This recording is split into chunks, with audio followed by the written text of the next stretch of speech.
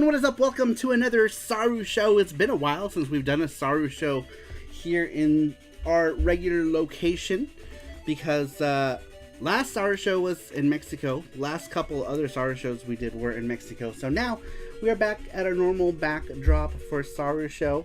Welcome everybody. How's everybody doing? Let me just wipe my glasses. They've got like all kind of things on them and I never noticed them until I tried to start reading, and then I'm like, I can't read that because it's all goopy. So how's everyone doing tonight? How are you guys? Alright, I can see now. We started a little late because I chose to do a charm design, and then I chose one that was a little more ambitious than I thought it was going to be. When I probably suggested, normally I'll just do like a little chibi character or something, but I was like, you know what would be cool? Like a chibi Sophia 3, and then I'm like, oh man, it's too complicated. I couldn't finish it, and 9 o'clock was rolling by, so I was like, damn it. It is what it is. I will finish it later or not, depending if it actually gets funded. But welcome everybody. Let's go ahead and take a look and see who is in the chat. We've got Sweet Like Sugar, Randrick, Matthew Roach, Corbin in Japan, Jeff O, Brandon Cruz, and that's it. Thanks everyone for stopping in. We've got 11 people in here. Thank you so much. I appreciate everyone stopping in, even when I start super late like today. But I appreciate it. So, this week, we got some announcements, right? Sunsoft said that they were putting out the gimmick for the Nintendo Switch and other modern things. Let me move this. Give me 1 second. I'm gonna move you here. There we go. Much better. But yeah, gimmick and a, whatchamacallit, the thing that requires doing. Some other game that I've never heard of. I'm not sure what it is, but some sort of like, I guess like a remake of something. I don't know. I'm not familiar with whatever it is. But yeah, they're doing the Ando Gamer, what's up? Welcome. Shit, it's Saturday, isn't it? Says Brandon Cruz. It is indeed. I have my days mixed up. Hey, Sarah Jesse says, Randrick, what's up, Randrick? What's up, Randrick? Yeah, Euphoria, that's what it is. Which is, what is it, Hebereke or Sugoi Hebereke and gang. So I wonder, so Hebereke was like Sun Denki's like mascot for the longest time. I wonder if we're gonna see any other Hebereke games coming out. Hebereke was like this like little like beanie wearing penguin from said series. Move camera this way. Is that better? That's slightly better. That is better. Betterer. So yeah, I wonder if they're gonna do any more of those Hebereke games. Maybe they will, maybe they won't. Who knows? Who knows? But this week's question is about Sunsoft. We asked you guys, what's your favorite Sunsoft game and why? Ah, damn it. I've worded it wrong in the thumbnail. The thumbnail says, what Sunsoft games do you want to see rebooted? That's wrong. That's incorrect. That is incorrect. So, when you can you fix it on the YouTube description and the title? I need to do it on this computer? Yeah. But, yeah. Oops. Boo-boo on my part. But, yeah, it was supposed to be which... what are your favorite Sunsoft games? Next week, though, we are asking what games you would have wanted to see on the Sega Genesis Mini. I know the Sega Genesis Mini was just announced there were a bunch of games that people were like, why the fuck did they put this game in? And then some games that people were like, why was this game missing? So, yeah. It's right here. What's your favorite Sunsoft game and why? Just put favorite Sunsoft game. Huh? Oh, as a title. Like, type it in. Just type in favorite. Favorite, sorry. Right here? Yeah, right there and gotcha. In there as well. Just copy what you wrote. I would like Batman for the NES and Mega Drive rebooted. Yeah, that would be cool. That would have been a cool question too, I guess, right? Which Sunsoft games do you want to see rebooted? But yeah. Instead, we had asked, what's your favorite Sunsoft game and why? Number one, it didn't leave a name, but this person says Blaster Master because I was into Blaster Master Zero when it was first released on Nintendo Switch, says number one. Funny enough, Blaster Master Zero was my first Nintendo Switch game. And actually the reason why I got a Nintendo Switch was Blaster Master Zero. And why I got my own Switch, because Jesse was already getting one. I was like, I'm not going to bother getting it. And then they announced Blaster Master Zero, and I was like, do I really want to wait for him to finish Breath of the Wild before I can get to Blaster Master Zero? And then I was like, no, I don't. So I bought my own Switch. And that's how we each have our own Switches, because I didn't want to wait for him to finish Zelda. Alucard, welcome. How's it going? And I had welcome my Switch pre-ordered, already paid. Yeah. In advance. From Best Buy. Best Buy, and I got mine on Amazon. Was my pre-order for it. As soon as I heard Blaster Master Zero was going to be a thing, I pre-ordered it, which was good because like when they came out, like you couldn't find a fucking Switch, so it was a good thing we had ours pre-ordered from places because they were tough to get. But yeah, Blaster Master Zero was one of the reasons why I got it. I never beat the second one. I got pretty far in it, never beat it, and I never got through the third one, which I have brand new in box. Maybe someday. Blaster Master 03 is hard as fuck, at least for me, says Ando Gamer. Yeah, I haven't gotten to it. Gordos, what's up, Gordos? Welcome in. How many answers did we get this week? 13. Alright, very cool. Knowing Jesse, I doubt he finished it in 5 hours. No, he didn't. He was very thorough about it. Doing all kinds of stuff. When it's a game he likes, he does all the things through it. That's why he was mad when, like, people were talking about Metroid, because people were just, like, blasting through it, right? And they were like, oh, I beat it in 4 hours. And, like, Jesse is the kind of person to, like, really go through the game. Explore. And so he was very explorative with Metroid as well when that came out. The last one. I don't know. I had a friend who beat it like in 4 hours, Special Dread, and I'm like, did you enjoy the game? Or just rushing through it, yeah. You know? And I remember you were like getting upset that people were like just blasting through it. Yeah. Honestly, Blaster Master 3 was not that great. I hope they don't make another one. Well, I guess I don't want to ask how it ends, because I will eventually get to it. Nice kitty t-shirt, Saru. I know. I put this on today. He's like, yeah. We got more answers. I'm just going to play them right now. Oh, nice. More people answered the weekly question. Very cool. Very cool. Thanks for answering the weekly question, you guys. All right. Let's see. We got new stuff in the Gachapon. Remember? New toys. New toys. Oh, that's right. We do got new Gachapon toys. We're doing Gachapon today, as well as the regular giveaway. The formula just feels tired, and I find myself not enjoying it. I'm surprised that they actually made so many, actually. I didn't put in comment, but my favorite Sunsoft game was Looney Tunes games. Like Crazy Castle and stuff. Did they make that one? Did Sunsoft make Crazy Castle? That one was fun. All the Mew. What's up, sweet like sugar and Face? Hello, Face. Welcome. Welcome to a face. How is a face? Such face. Such face. 17 now. Oh, yep. Shit. Cool. All right. We got 17 answers to this week's weekly question. So I guess I better go through them, and then I can talk about some of the Sunsoft games that I have. I didn't really look through them all. I should have grabbed a Blaster Master 0 or 2. On Switch? The Nintendo Switch. And Yeah, I don't know. I couldn't find all my Sunsoft games. I have to drive to Vegas tomorrow again for work. Ugh, well, I should visit Round 1. Round 1 is cool. Round 1 is super cool. You should visit Round 1. It's a lot of fun. It's a lot of fun. Super funs. A new Wakuwaku 7 game would be great. Yeah, I would like that. There was actually talks about a sequel. And then I don't know what happened. The main artist to Wakuwaku 7 died too. Yeah, it was crazy. Oh, you don't have to. It's okay. Because I think it's in a box still. New. Oh. So don't worry about it.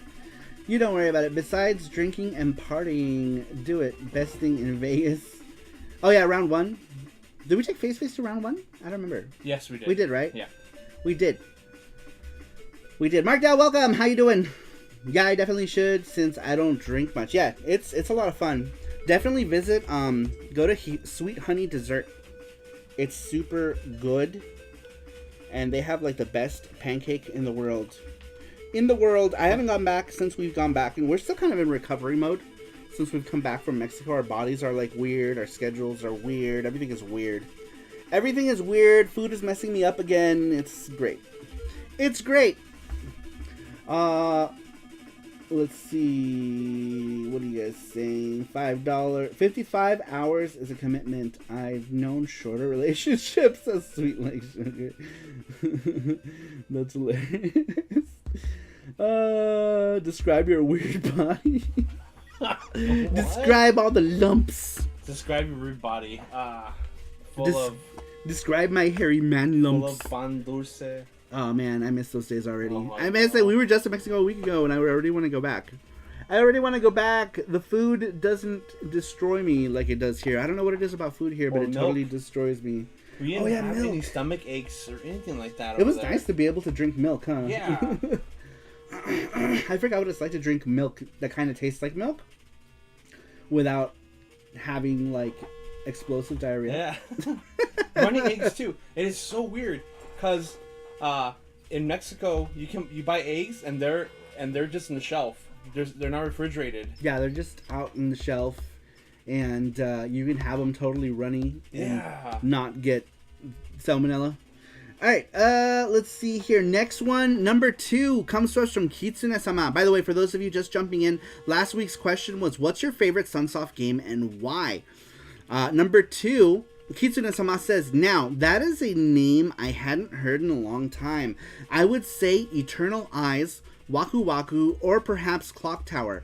I can't decide. Yeah, Wakuwaku, since it's one of the ones I played the most back in the day, says Kitsune-sama. Yeah, Wakuwaku 7, for those of you who don't know, Wakuwaku 7 is a fighting game by Sunsoft, and it is absolutely great. There's very few characters, especially for the time that it came out, because it came out in like 1994, 95-ish, so only having 7 characters in it was kind of a very low roster, but the game was beautifully animated, really lush, colorful backgrounds. It was great. Great. I loved it. Is that a Blaster Master? Is that a Sunsoft thing? It is! Blaster Master was made by Sunsoft. Sunsoft! What's the Sunsoft game? Wakuwaku 7, since we're talking about it. Wake. Oh, damn it. That was autocorrect. Wake 7. Wake 7. No, there it is. Yeah, there it is. Which one is it? The first one is fine. This one? Yeah. Neo Geo. Neo Geo is good. Okay. Neo Geo is good. You just start from the beginning. Okay. That's good. Alright. But yes, that is a Sunsoft. That is a Sunsoft thing. I'm here for Clash at Demon Head. Was that Sunsoft? Who made that? I don't know who made Clash at Demon Head. I didn't realize that was Sunsoft. I did not realize that, but I really liked Clash at Demon Head. It was a good game. Good game. But yeah, I don't think it's a Sunsoft game. Pretty sure it's not. Pretty sure it was made by somebody else. Victo Kai. Yeah, Victo Kai made that. Oh my god, thank you! He says Sun Hard! Thank you, Mark Dow. Thank you, Mark Dow. Sun Hard. so hard in the sun. Yeah, Vic Tokai, they're the people who made they made Kid Cool and stuff like that. Next one. Let me go research my stuff. Troubleshooter. Yeah, they did Troubleshooter, Kid Cool, Time Dominator, or Socket as we know it here. Did they do Magical Hat Daiboken? I think they did, right? Since it's pretty much Kid Cool for Sega Genesis, Mega Drive. Battlemania. Sunsoft also made arcade games. Yeah, they made a ton. They made a ton of stuff. Bat was Vic Tokai. Now I feel old. They made Socket. They did. What's up, Graphics here? Graphics here, welcome. Cerulean, welcome. Oh, the users have all hail in Borderline the King of Sunsoft Charms. Man. I wonder, does Borderline know you've gotten them all these charms? I guess I'll find out when a bunch of them come in. We have a bunch of charms coming in. We have a bunch of new charms coming in, which will be exciting. And Jesse, for those who didn't pre-order the charm and were waiting for us to put them up on the shop, Jesse finally put a bunch of them up on the shop. But most of you always pre-order your charms anyway, so it doesn't really matter. Alright, next one comes to us from Sweet Like Sugar. We asked, what's your favorite Sunsoft game? Sweet Like Sugar says, Albert Odyssey on the Sega Saturn is my favorite game released by Sunsoft. Simply put, it's one of the most charming and enjoyable RPGs I've ever played on any console. I didn't know about it back in the day, but thankfully Reluctant Hero pointed me in the right direction, and even was kind enough to send me one of his extra game cases. Albert Odyssey is a beautiful game with a fantastic soundtrack as well as an interesting story.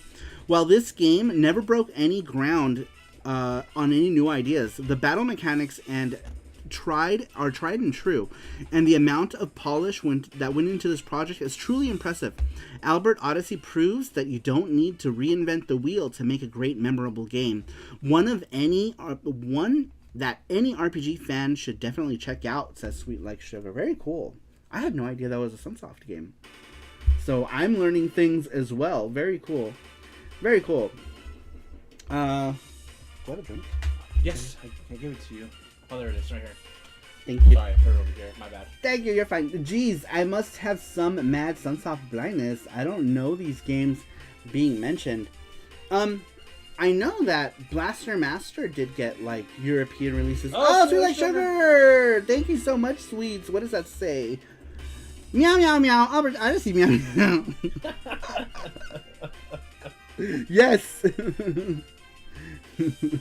That was that your answer in cat? Translated into cat. They also made World Heroes Series. Actually, Alpha Denshi Kikaku made World Heroes Series. Sunsoft only put it out on the Super Famicom, and they only put out the first one. But World Heroes was made by Alpha Denshi Kikaku, or 80K. Or simply Alpha at the time of release, right? I think it was just Alpha.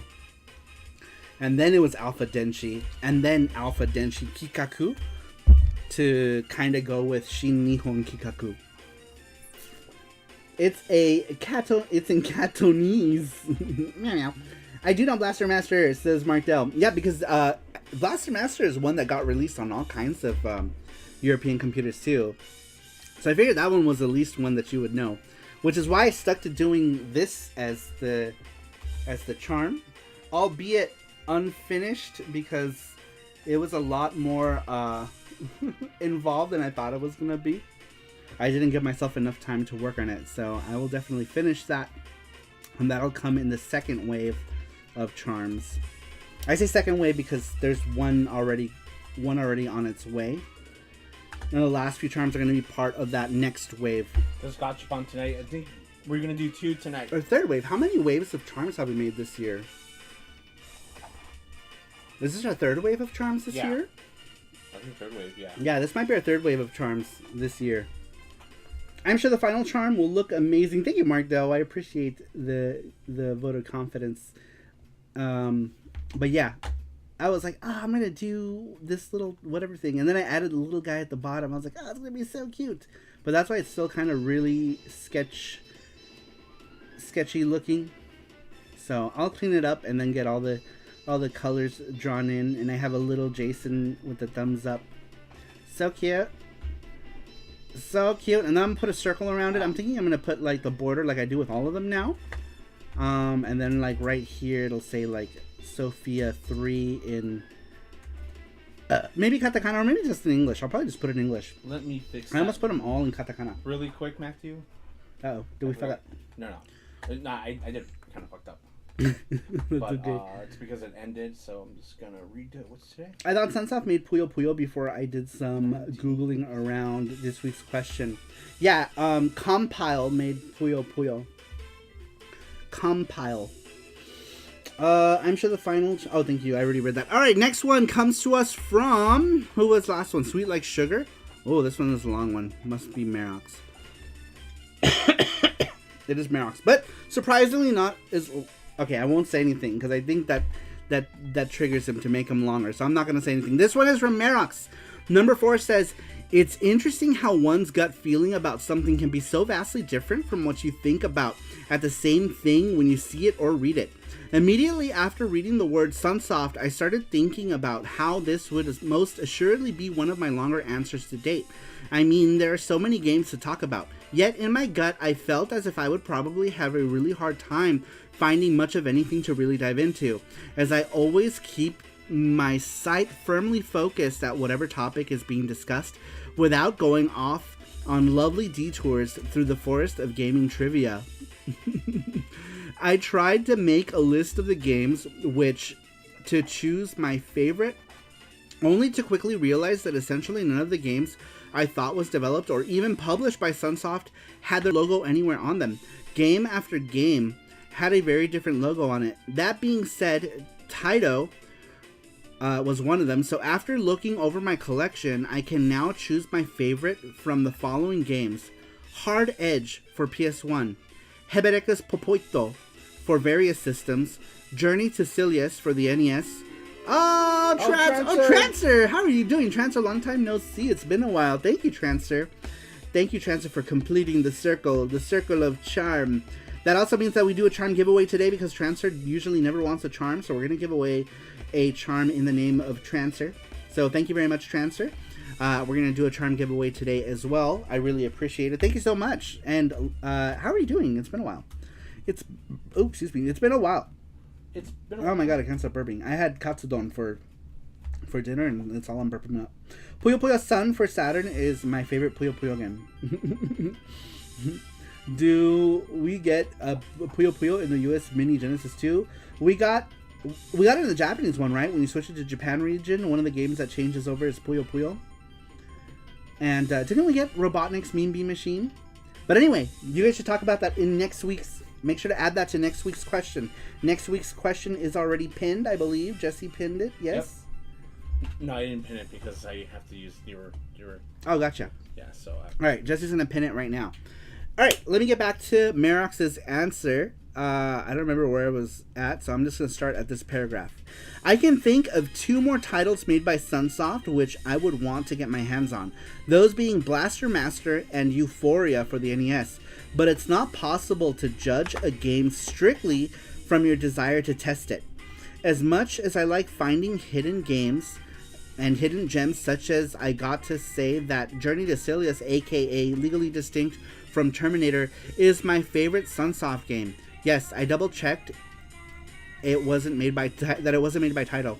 It's a good title, so it's not that I am super upset or disappointed that the title of its caliber being my choice this week. I would, at this point, extrapolate on its various mechanics and features. But honestly, my mind is sort of stuck wondering about if Sunsoft might be a bit overrated. Not a developer, their games tend to be good, if not great, with a solid grasp of fundamentals, but still perhaps overrated. I guess that's a question for another week, says Merox. I'm not quite sure what he means by them being overrated. I always thought Sunsoft was kind of one of those niche companies, right? But I don't know. I'm not sure what he means. Alright, let's see here. Oh, I missed all kinds of chat. I'm so sorry. Let me go ahead and go back up. Oh, look, you can do it. You can do. Oh my gosh, you can do it. How are you doing, Mr. Yukin? Long time no see. How is Japan treating you? You must be really busy because I noticed your video uploads are very seldom. So I assume that Tokyo life has you very, very busy. If you're still in Odaiba, I think is where you were before. Let's says, see. I've been really busy lately. I have been going to bed earlier than usual, or maybe I'm getting old. Well, I appreciate you stopping in, Trancer, and thank you so much for helping us complete our charm goal. We are doing a charm giveaway courtesy of Trancer, so thank you very much, Trancer. For those of you who still want to pre-order the Sophia 3 charm, you can do so. You don't have to do it here. You could also just buy it on SaruMaro.com when it comes out. It'll be about $12, $13 usually, depending on how many I make and how cheap I can get them. But if you pre-order it at $20, basically the way it works is you get the charm as well as a special thanks on the back of the charm, like so. Let me pick one up. Usually, almost all of these have Trancer's name on them because he's usually down to donate for the cause of making them. But that's usually how this works. That's what that counter is for. You throw down $20 to pre-order your charm, and it gets your name as a special thanks as a charm sponsor. But yeah, this will be our third wave of charms this year.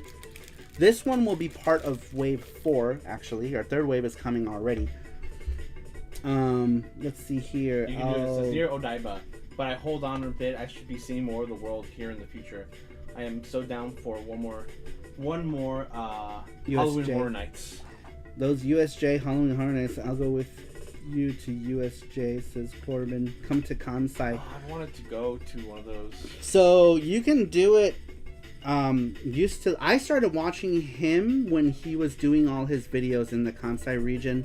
They were a lot of fun. I'm a huge fan of the Kansai region, specifically Osaka. I absolutely love Osaka as a city, and that's how I started watching You Can Do It's further adventures in Japan, was because he was based at the time out of Osaka and did videos in Osaka for a long time. At least, I don't know, I watched, maybe like a year. I don't know how long you were doing it, but I watched it for a while, and then he moved to near Odaiba.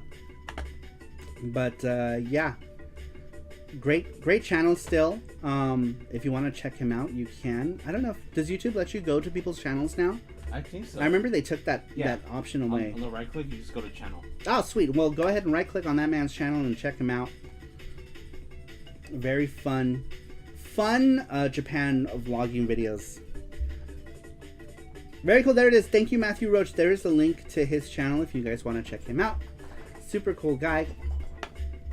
Sense of humor, all that stuff. Fun to watch. If you ever come back to Kansai, we should hang out, says Corbin to You Can Do It. That's why I don't like filming Tokyo right now, because it's so done by everyone. So I try to find really bizarre places. Okay, that makes sense. Yeah, because I thought you were just really busy. Because I remember when you were in Osaka, your uploads were pretty frequent, and I loved watching because I love Osaka. So I follow anyone who's like based out of Osaka. I follow, which is one of the reasons why I used to follow Ryan Ishida a lot. But he's also moved to Tokyo and isn't really doing Osaka content. So makes me sad. Makes me sad. Why is everyone moving to Tokyo? What's wrong with Kansai? Yeah, a lot of Japan YouTubers are in Tokyo. Yeah, pretty much like all of them. The only ones that are left in the Kansai region that I still watch that I really like are Mrs. Eats. Mrs. Eats and shit, that might be it. It might just be Mrs. Eats. Everyone else has moved to Tokyo, so I'm guessing everyone is going to Tokyo because people like that content, right? Like outside of Japan, and people like to consume that. I love Mrs. Eats. I know she is so funny. Tokyo's a nice place, but Kansai is a place to be. I agree. I'll see you again soon. Thanks for stopping by. You Can Do It. You have a good one. Hopefully we can see you again All right, next one. Next one comes to us from Cybergirl. Cybergirl says, for those of you hopping in last week, we asked what was your favorite Sunsoft game and why. Cybergirl answers, I really don't have a favorite as I have not played many Sunsoft games. Let's see here. I don't upload often, but I just uploaded a Shiga prefecture video. I saw your bike riding videos and stuff, Corbin. I thought that was interesting. Your nighttime bike riding. Back to Sunsoft. Little monkey. That's is that this is my friend Sloth. This is my Togepi. This is Slothy. Slothy the Sloth was given to me by Sweet Like Sugar. There we go. No, you get out of here. No, don't drop off. You don't get out of here. Slothy doesn't want a third wheel. Can't say I don't like Tokyo, but I'd rather visit other places in Japan. Osaka was pretty great when I went there, but I like to go for a longer period of time in the day. Man, every time we went, we only went to the Kansai region. We just stuck to the Kansai region. In the beginning, I didn't know any better, right? Like, I always wanted to go to Osaka, but I didn't know how to get there. And like, the first time I went to see a friend who lived in like the Morioka, like Sendai area, and so we were only in Tokyo for like a couple days. My first city was actually Sendai. Was my first big Japanese city. And then the second time I went to Japan, we went with Jessie and we went with a friend, and she was all about Tokyo too. She had no interest in going to Osaka, and we were still kind of like Japan noobs, to where we didn't like feel comfortable taking the Shinkansen on our own and stuff. Even though I had some grasp of Japanese, I don't know what I was afraid of. It was still new, right, to me. So yeah. And then the next time we went, that's when we finally went to Osaka. Was Jesse's second trip. Yeah. My third trip was when we finally went to Osaka. We're like, all right, fuck it. We're going to hop on the Shinkansen. We bought those like train passes, and we hopped our asses onto the Shinkansen from Ueno to Osaka. And we stayed in Osaka for a good while, right? Yeah, we did. We were in Osaka for like a week, I think. Right? It was a week, yeah. Yeah, we were in Ueno for 2 days, then we were in Osaka for a week, and then we finished our trip in Tokyo for like 2 or 3 more days before we came back home. And we fell in love with Osaka at that point. And then, so every time after that we went to Osaka. We went to Japan 5 more times after that. And, 5 more times? Yeah. Because you've been there 6 times? Yeah. We've been there 5 more times after that, and every time we just went to Kansai. With the occasional, like, 1 or 2 day Tokyo trip to see people that we knew, but otherwise we just stayed in, the Kansai region. It was just more fun, and more, people were friendlier. It was just better. For us. At our personal experience, it was better for us. Graphics Gear says some of the bigger J-vloggers like those from Tokyo Creative are starting to travel beyond Tokyo. Tokyo Lens abroad in Japan and a few others, for example. Yeah, I like those Tokyo Lens videos. Those are all really great.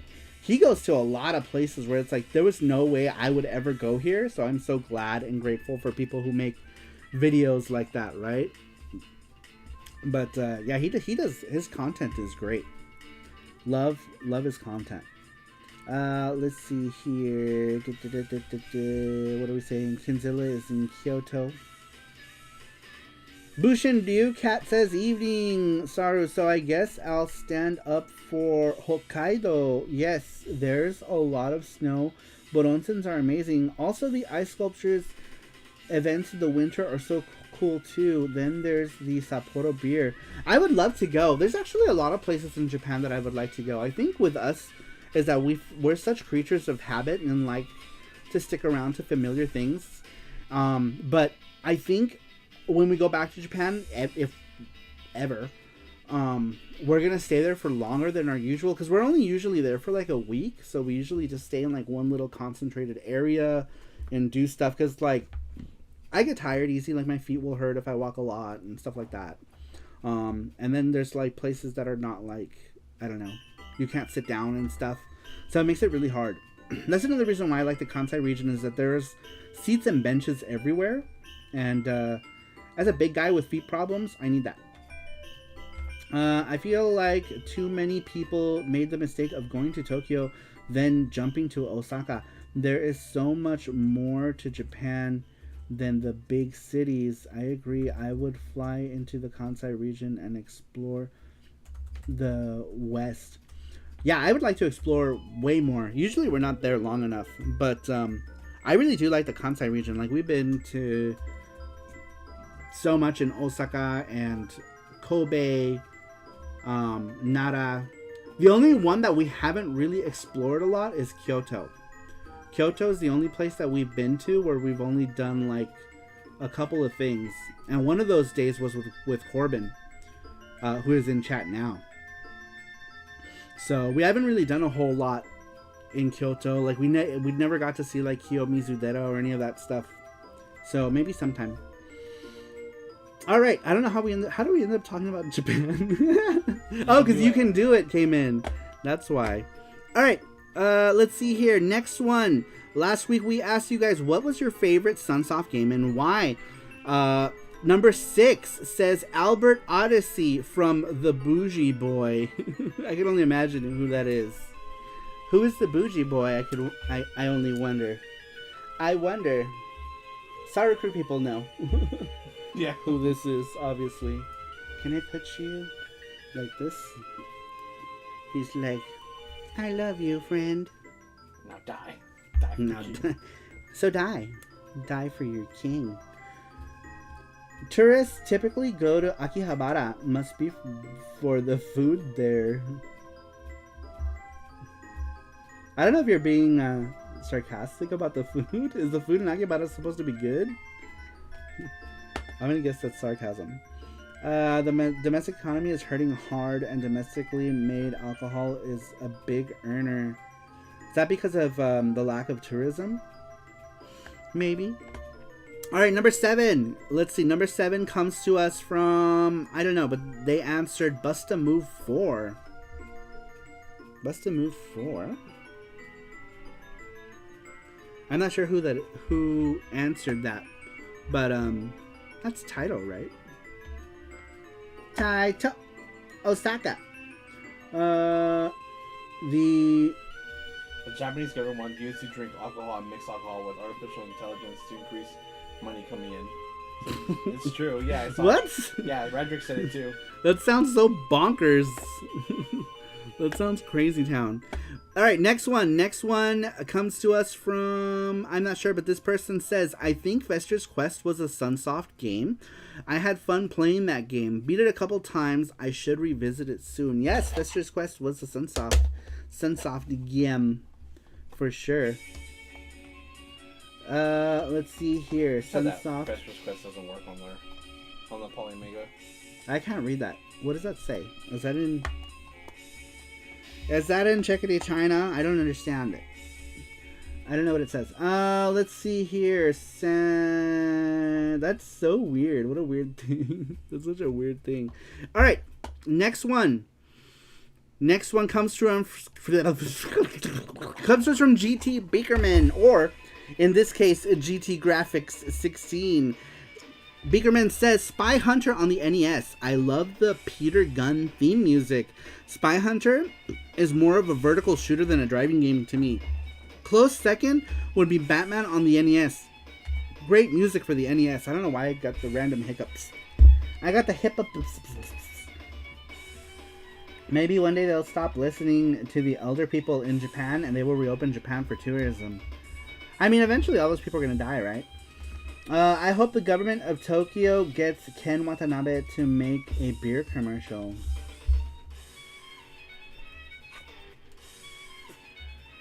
Liquid. What about anime characters drinking beer? Right? That's what they should do. They should have like Crayon Shin-chan drinking beer. I think that'll be a good ad campaign. Or Chibi Maruko-chan getting drunk off her ass. That would work. Saru's solution to travel to Japan. Eventually, the old people will die. That sounds horrible. Did I word it like that? Yeah, pretty much. Yes, Huh?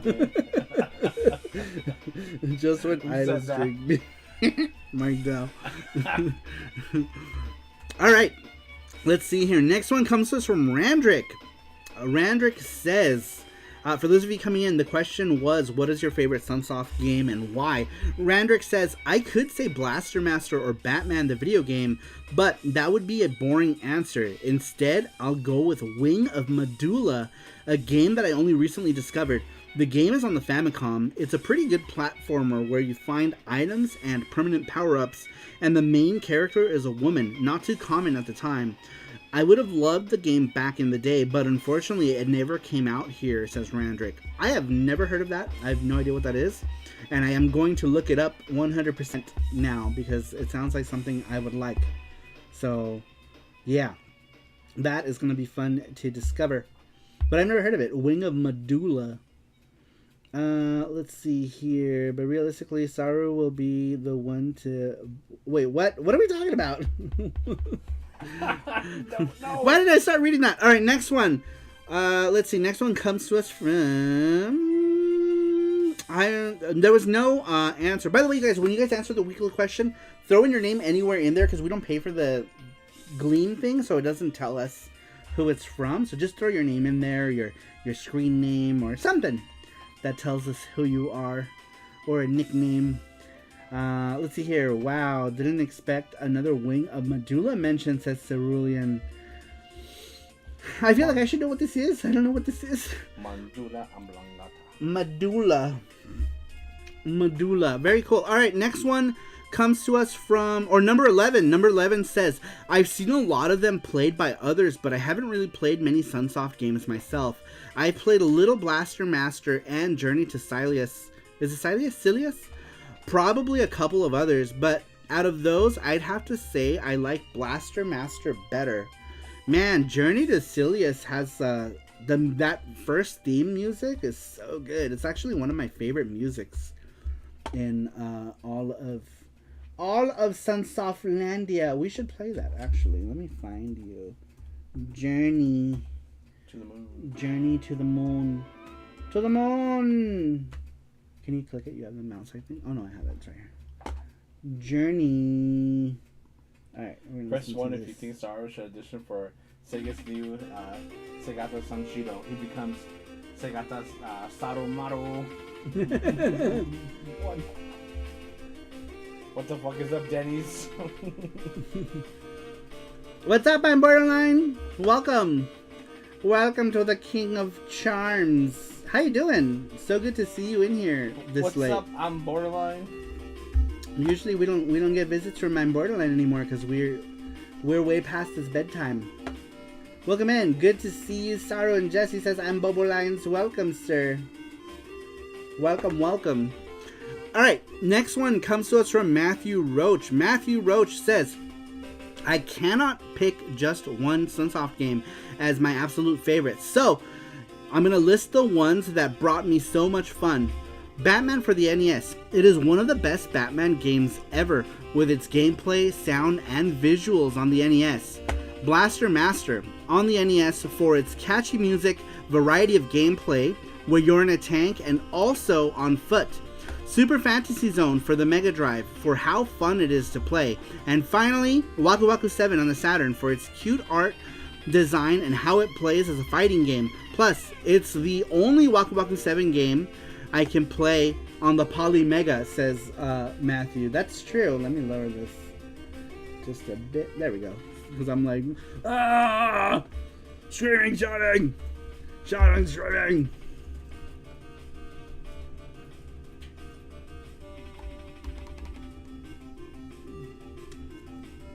Everybody got a backlog. Yeah, Matthew Roach put you in for this charm, the last charm, and the charm before that, I think. Is that a sloth on your hat? It is! He's my friend. Sweet Like Sugar gave him to me. And he's the only one who loves me. He's the only one. You get out of here. You're not invited to the party. You can get out of here. About Sega, for people who want to experience a little virtual Japan, play any of the Yakuza games on PlayStation, Xbox, blah, blah, agree. Saru and Jesse. Oh yeah, there's all those like mini games, right? You can play all those games it's like in like Shinjuku, I think, right? Yeah. Where you can like run around and play like all those games in Shinjuku. That's kind of cool. Get out of here, Togepi.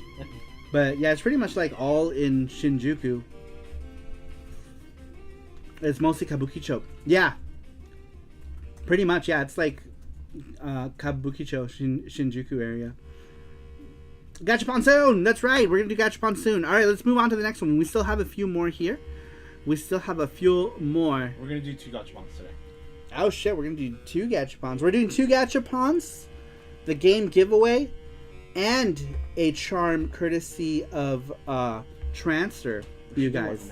So we're doing a bunch of stuff. Let's do Gachapon before we finish the weekly questions. We're going to go to a Gachapon really quick. Enter right now.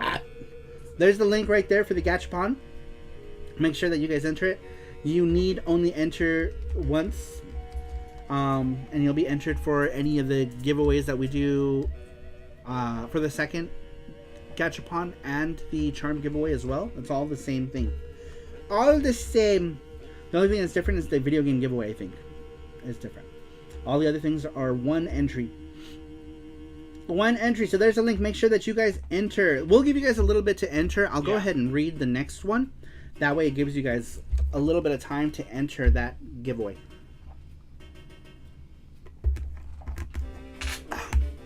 Oh, here we go. All right, everybody shut up. Everybody shut up.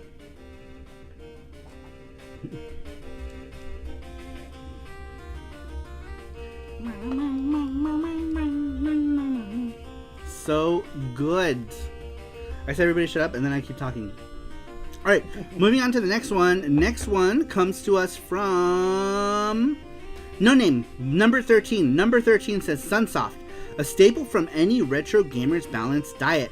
From typical titles like Blaster Master, Spy Hunter, and Journey to Silius, to creative license fare like Fester's Quest and their Batman titles, to later discovered titles like The Wing of Medulla and Gimmick, and to speak nothing of their later titles like Albert Odyssey and Clock Tower. Is that Cerulean? I feel like this is Cerulean. However, I have to go with their fighting games as a game I want to see make a comeback. They were going to make a sequel to Wakuwaku 7, but it was scrapped before coming up with Astra Superstars.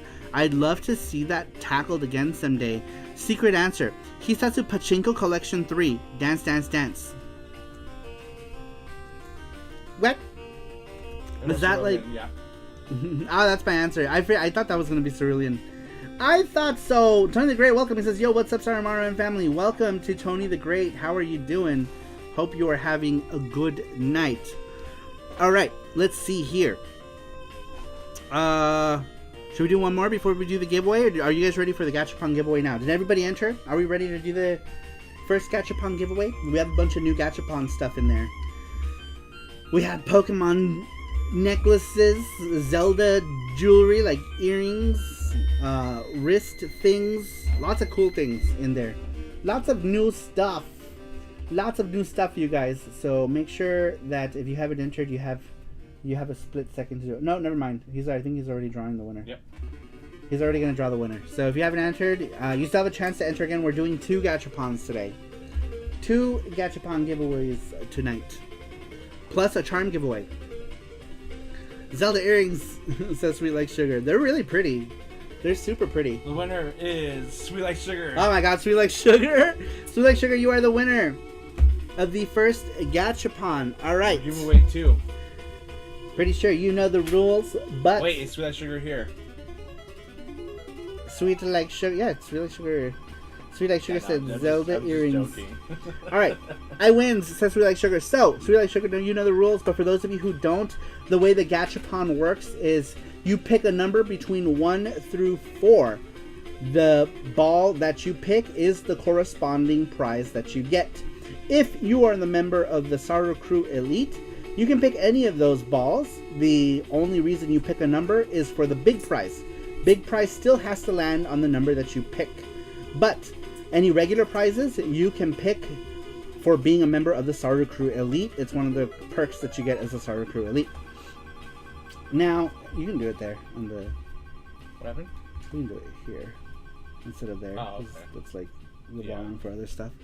Now, you also get 2 extra balls if you are a member of the SaruPro Elite. She picks 3. All right, number Cheetos. 3, Cheetos. There's Gachakun looking down at you as you're staring into his orifice. Hey, you stop it. Just moving it up. Yo, stop it. All right, here we go. Ball number 1. Come out. There it is. Ball number 1 is a necklace with 2 necklaces. It's got a where's the camera? There's the camera. You have a Tanjiro necklace as well as a Nezuko necklace. I didn't know there were 2 of them in here. Wow, that's kind of cool. That's kind of cool. Okay. Do they get both of them, or they pick one if they win? They can pick one. They pick whichever one they want. All right. Ball number 2. Ball number 2. Ball number 2 is this Jason can't resist the hole. cat paw sharpener. It is a sharpener that is a cat paw. It's gachapon ball number 2. All right. Here we go. Ball number 3.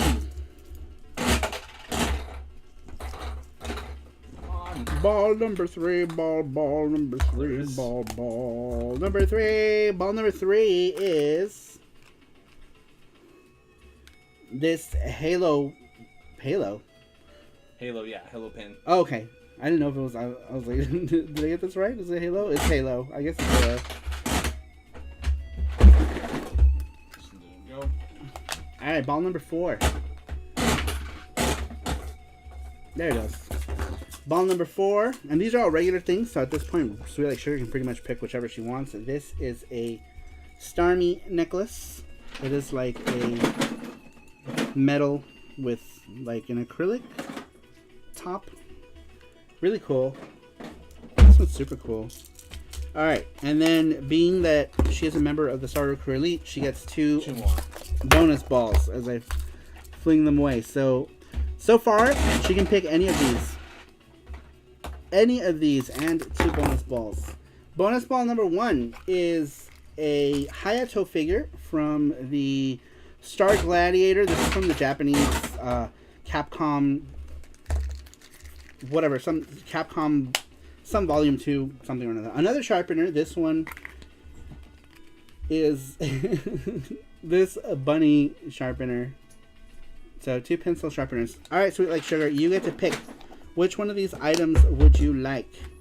And let me know if you need me to show you again the items. We have cat paw sharpener. We have bunny sharpener.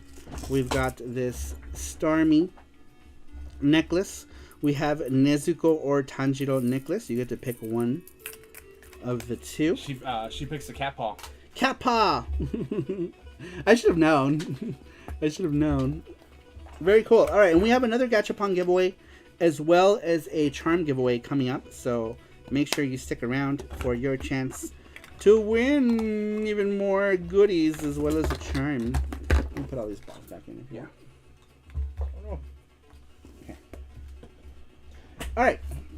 Moving back to the weekly question, which was, what is your favorite Sunsoft game and why? Number 15 number 14. I almost skipped one. Number 14 comes to us from Alucard 2089. He says, I would have to say Blaster Master because there really wasn't anything else like it at the time, and I still think it holds up well today. I like the mix of gameplay when you're in the tank and when you're on foot. The boss battles are really fun, and it's almost Zelda-like in some ways. Like leading up to the boss. It's kind of like a Zelda dungeon, says Alucard. Very cool, very true, yeah, it really is. And Blaster Master was just such a unique game for the time. I wholeheartedly agree with Alucard if he's here. Let's see, what have I missed here? Alright, cat paw sharpener just sounds scary. Oh, I know, when you word it like that, it sounds weird. No cats were harmed in the making of that cat paw. Was the Sunsoft Was the Sunsoft in Mexico? What? Yes. Yes. Jesse says yes. Yes. C. All right, next one comes to us from Elvis. Oh, no. Corbin in Japan. All right, he's making my head hot. I need to move you. We will put you here. You are my friend. I will not abandon you. As he smacks you. I know. He's my... Oh, shit. Oh, no, he's dead. He's dead. He's dead. He's dead. The top of my head got really hot. And I don't know if it's because of the hat or the sloth or what. Cello Jello, what is up? Welcome. He says, hey, Sarah Martin, Jesse, and chat. Sloth hat. Nice. Oh, nice sloth hat. It says Cello. Take it out. I know. It got really hot. I got hot. I'm still here. Been lurking for a bit since Alucard. Cool. I'm glad you are here. We just read your... excuse me. We just read your thing. All right, next one comes to us from Corbin in Japan. Corbin says, Sugoi Hebereke. It's super fun and available to play on the Nintendo Switch online with a Japanese account. Very cool. Very, very cool. Yeah, Hebereke is a little penguin. If you played Euphoria, he's a little penguin with the beanie. That is Hebereke. Hebereke. Let's see. Get sexy. This is face. Alright, next one comes to us from Elvis Roa. Elvis Roa says, Batman and Blaster Master. Oh yeah. She helmed me. Oh yeah, she... I don't know what he's trying to say here, but let's just we'll chalk it off to enthusiasm for Batman and Blaster Master. Both really good games. Really good. Oh, did I sell my Batman for Game Boy? I did. No. Huh? Oh no, do I still have it? I thought I sold it. I'm happy I didn't. Let's see here. All right, moving on. We're gonna finish these questions and then we're gonna go to the other giveaways. Other giveaways. All right. Unless we want to do another Gachapon now, since there's 20 people here. Should we do another one? We still have the charm giveaway too, so maybe we'll do one more Gachapon. All right, one more Gachapon. We read two of them. One more Gachapon, and then we'll read the last two. They're pretty short, so I figure we can do Gachapon next. No one likes Atlantis No Nazo from Sunsoft. If I remember, that game sucked, didn't it? Wasn't it shitty? All right. Pick Sweet Like Sugar. We got to re-roll again and pick Sweet Like Sugar again.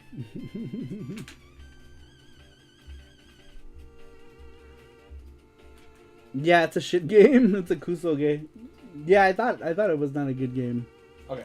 Not a good game. All right, we have a winner of the next Gachapon giveaway. Sweet as hacking. Sweet like hacks. Rigged, says Sweet Like Sugar. All right, who's our next one? It's Matthew Roach. Matthew Roach. Matthew, you are our next one. You are our next Gachapon wiener. Wiener. He says he's here. All right, here we go. Kusoge is fun sometimes, though. Makes for a good time with company, says in Borderline. Very cool. All right. Here we go. Gachapon Cam. Gachapon Cam. Do it here. Gachapon Cam. Yeah, you can do that. Yeah. Well, I don't know what's going on. All right, he picks two. Nice. All right, here we go. Shake. Here we go. Here we go.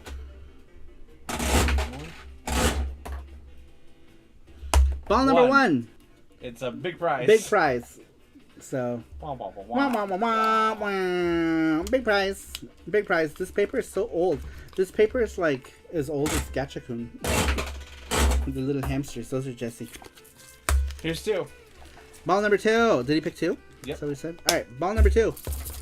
Ball number two is the Nezuko or Tanjiro. Ball number three.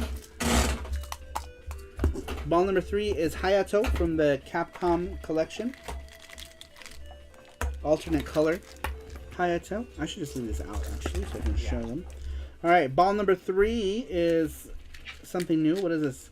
Ball number 3 is this like Lego sushi thing. It's like a nano block sushi from Kura Sushi. It's one of their toys from the sushi chain. It's Lego. It's Lego like. You can't say Lego. You can't say Lego. It's Lego like. Lego like. Lego-ish. All right, next one. Yeah, next one.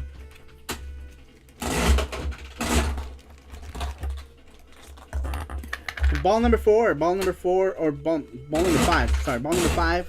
The Halo pin again. And ball number 6 is these Zelda earrings that were hecho in Mexico. These guys right here, if you can see them. There we go. They are a pair of Triforce earrings.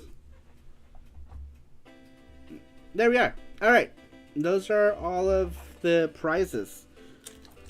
Lego sushi, high in fiber, nano means extra pain when you step on them too. Nano pain. All right, pick one. You can pick one of these ones, which is Tanjiro or Nezuko necklaces. They're very cute. They're very cute. Here is Tanjiro. There it is. Tanjiro.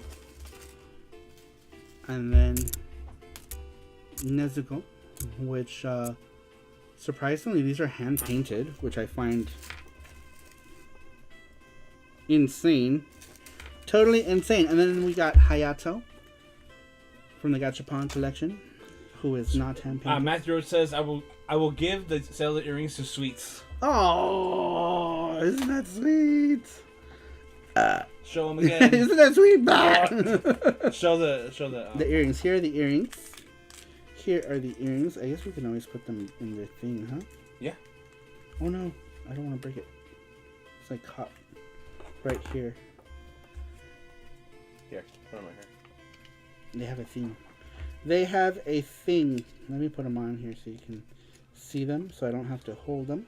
Calgary is alive and well. Aw, thank you, Matthew. Says Sweet as Sugar. There they are. There they are. Now you can see them. Here they are. These are Zelda Triforce earrings, which are very cool. I thought these were super really cool. Super cool. Jesse wanted to keep them. I'm like, no! What are you going to do with them? He said, but they're Zelda. I know, I saw but Zelda. They're Zelda. We'll have to go back and see if they have like a necklace sometime. Yeah. If we ever make it back. That person. Or bracelet. You know how they have the bracelets? Bracelets, yeah. That would be cool, right? They have lots of stuff. They even had Rugrats stuff too. No. I wanted to eat it. I wanted to eat it. All right, so both Gachapon prizes are going to Sweet like Sherbets today. There we go. Let me put this back in the ball. You can put Sweet's name in that. Everyone else can go back in their balls. Back in your balls. Back in your balls.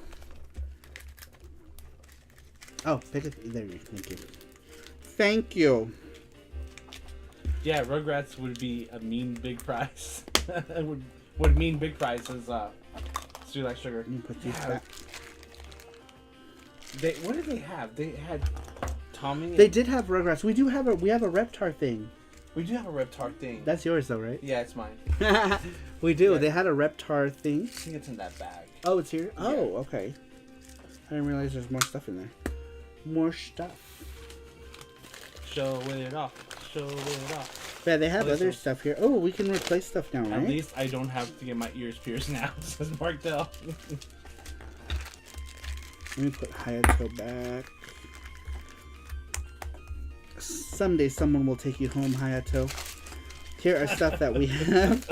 I feel like he's been in there a long time, right? No, it's not here, but we have Growlithe. Oh, okay then. Necklace, so cute. Oh, the Growlithe necklace. And cute. Poliwhirl. Growlithe necklace is really cute. Poliwhirl. Yeah, it is really cute. Super cute. And then Jesse got these because pandas. These came from Miniso though. These came from the Miniso. We got Panda everything that day. Yeah. I got all of whatever cute pan stuff I can find from We Bear Bears, we got. And then some stickers. We got this one for Cybergirl for her birthday, and then I got this one for my car. For my car, a bullet bill. A bullet bill. All right. So do we have more balls? More blank balls? Empty balls? Yes. Because we should put. If we have empty balls. Used to. I mean, like other ones, so you don't lose track. All right. Panda Express. No, Pan from Panda Express. From We Bear Bears. Any chance FX and Yuki baseball caps will be available in the future? Yes. I'm gonna. I think I might just do them with the print-on-demand service though.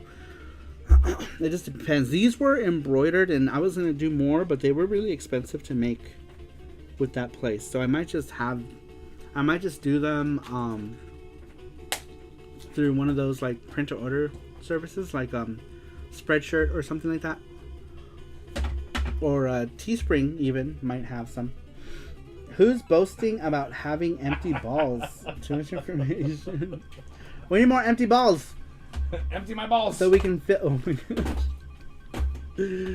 gosh. Stuff has gone off the rails. Off the rails. Off the rails. All right. Next one comes to us from Brandon Cruz. We had asked, what is your favorite Sunsoft game and why? Brandon Cruz says, hard to say, as there weren't any Sunsoft games I really got into as a kid. I do really like Batman, though. Not just because of the fine gameplay and level design, but mostly due to the graphics. The developers made great use of the NES's limited color palette. There's never any confusion over which objects are in the foreground and which ones are in the background. And the backgrounds have a nice modeled look. The game's artists really knew how to create illusions of light and shadow and depth with limited pixels, and it shows, says Brandon Cruz. Very true. I always thought, like, for the NES specifically, all of the stuff that Sunsoft put out was, like, technologically ahead of its time, right? Like, the music was always really good, the graphics were always really good. They had, like, their own, like, chips, right, that they used usually for stuff. So I feel like their NES stuff was always, like, next level. But then after that, they didn't really seem to, like, innovate a whole lot because, I don't know, they just didn't. But in the beginning, it seemed like they were very much next level game design at that time. Sounds good. Looking forward to ordering one, says Gordo's. That neat. Where's my notepad?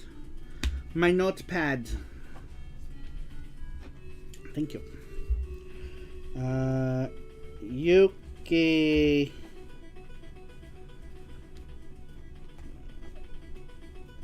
Ball caps. Ball caps. Alright. These are my things to tackle, which you guys asked me to do, and I will do them. So if there's anything else that you guys want me to do or put on a shirt... Ah, fuck. I forgot. Somebody asked for an April O'Neil shirt. April O'Neil merch. What's up with merch? Capture your balls. Merch. April O'Neil stuff. Somebody was like, can you please do the thing with that design? So I'm going to put that on the thing. But yeah, if there's any designs that I have that I've made that are not on shirts, feel free to ask for them. Or if you want, somebody had asked me to change, I forgot who, wanted like t-shirts with just like the little like chest design and then something on the back. I'll totally do that. I think it's only like an extra couple bucks to do like the front little thing and then the back. So yeah, I'm gonna write that down also. But yeah, if there's any designs, what the hell did I do with the pad? Right there. Oh. What do you call those kind of shirt designs? Merch with design on back, I'm just gonna say. Merch with design on back. Alright. Marta says, I love my Panda 64 shirt. Very cool. I have all these reminders. I need to start doing them so I can start destroying some of these. I have 4 of them now. I have 4 reminders. All right, let's go ahead and move on to the last one. The last one comes to us from Mark Dell. Mark Dell says, Blaster Master, winky face. Yes, Blaster Master is a great one. Great one. It's one of my favorite NES games of all time, actually. I really love the original Blaster Master. When it first came out, I thought it was amazing how it had cutscenes. And then the music started like while the cutscene was happening and into the game. I always thought that was so cool. I had never seen that in NES games where the cutscene was like playing and the music was playing during the cutscene and it cuts right into the action, into the game. I was like, whoa, this is legit. Legit next level game design at the time, right? I just hadn't seen that where it would go straight from a cutscene with music transition into the game. It was just so cool.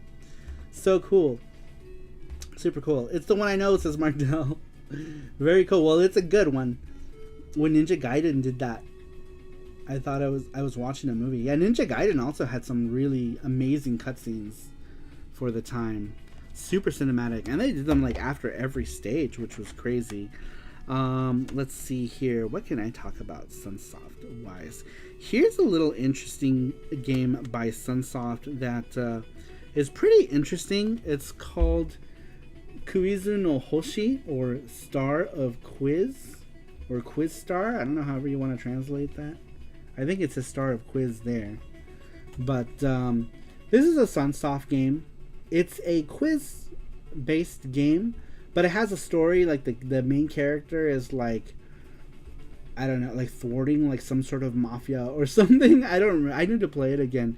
But the cutscenes in this are so good. They're really, really, really well drawn, and they play out really well. But unfortunately, it's a quiz game, so it's not the most playable to people outside of Japan. Kuizu no Hoshi. Yeah, I think Quiz Star is probably a better translation, right? Than Star of Quiz. But anyhow, yeah, it's a really well done quiz game. But it's interesting. I just pulled it out because it was a Sunsoft game and I remembered it and I was like, oh yeah, they did that thing. They did that thing for the PC Engine. And that was a PC Engine CD game. Let's see. Another one that they did for the PC Engine that everybody is familiar with is Batman. Batman on the PC Engine is another Sunsoft game. This one has like the really good music from I think like some of the NES tracks made it in here. I want to say, but the music is really good. The game is interesting because it's more like a puzzle game. It plays more like a b-ball or like Chu-Man Fu or whatever type of game, like that puzzle. I forget, that Doraemon puzzle game. It plays like those games. You're like in an overhead room and you're like destroying enemies, and then some points you have like puzzle mechanics, but it's a lot of fun. It's a lot of fun, and the music is really good. When I first played this, I didn't like it because I was like, man, this is I don't know. I was expecting it to be like the NES game, and it wasn't, but it ended up being really good, and it ended up being a lot of fun. And Borderline says, I think Batman on PC is very fun. It is. It's a really fun game. I very much enjoy Batman on the PC Engine. Also, look at this cue card. This cue card is dope. It's like one of the cooler cue cards. Batman card. The Batman card. The Star of Quiz. Yes. That is a game. That is a game. Comical title. Speaking of Batman, here is the Game Boy Batman. On the Game Boy Batman, which is also really good. I don't have the NES Batman, unfortunately, but the NES Batman is also really good. really good. Well, actually, there was Return of the Joker, right? Was Sunsoft also? Did Sunsoft made that one? That was also really good. Both Batmans were really good. All right, here's one that is very near and dear to my heart, but also at the same time kind of disappointing. This is Wakuwaku 7 for the Sega Saturn. Wakuwaku 7, my first email address ever, my first Hotmail, was based on Wakuwaku 7. This character here, his name is Marurun. My email address, my very first email address, which I created on a Sega Saturn, was marurun@hotmail.com. And I did that because I was obsessed with Wakuwaku 7. And although I was happy when this came out to the Sega Saturn, and I did get it, and I did enjoy it, I still was a little disappointed with it because it didn't look that good. Like, the backgrounds were always like zoomed in, so they looked really gross, you know, like the backgrounds were, I don't know, they didn't look good. There was like, the loading was not the best. I feel like they could have taken better advantage of the RAM cartridge capabilities, and they didn't. And so I was a bit disappointed, though later on, much later on, I finally did get Wakuwaku 7 on the MVS. Only just recently, though, did I get this from Mike Ortiz in Mexico, who is like the Neo Geo guy. And I'm supposed to meet up with him next time I go to Mexico. It'll be cool to meet up with the guy who's a lot of my games and the Borderlines games came from. And some of those games from in Borderline ended up in my library that came from Mike Ortiz as well. 1, 2, 3, 4 or 5 of my MVS games came from Mike Ortiz. 3 that I bought and 2 from I'm Borderline that I got for MVS. But yes, I finally ended up getting my dream version of Wakuwaku 7, and that was the MVS one. This is the best you can get. Although, there is a PlayStation collection as well, and the PlayStation collection is very good. It's a lot better. He is the king of MVS sellers.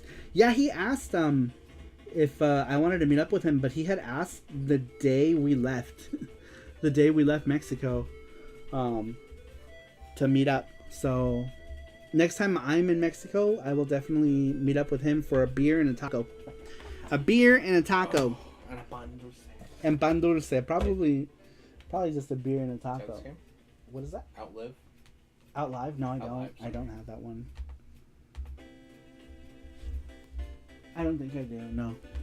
But yeah, that was a Sunsoft game. They did a number of games, right? They did, yeah. For PC Engine. Let's see. But I'm pretty sure I have more Sunsoft games. Benkei Gaiden. Benkei Gaiden. Don't have that. City Hunter. I don't have City Hunter. Batman. And that's it. Alright, here's another one. Jesse really likes this one. That's fine. This is Fester's Quest. He really loves this one. One that I wish I had was Gremlins on the NES. I don't have NES Gremlins. I really like NES Gremlins. It's really, really good, and I don't have it. I used to once upon a time, but now I don't. But I have this one. So cute. Gremlins 2, the new batch for the Game Boy. Super adorable. Gizmo is so cute. He's so freaking cute. He's like the cutest thing ever. The cutest ever. And I still feel like Grogu from Star Wars is just one of these guys with hair. Love Fester. Unky Fester, says Cello.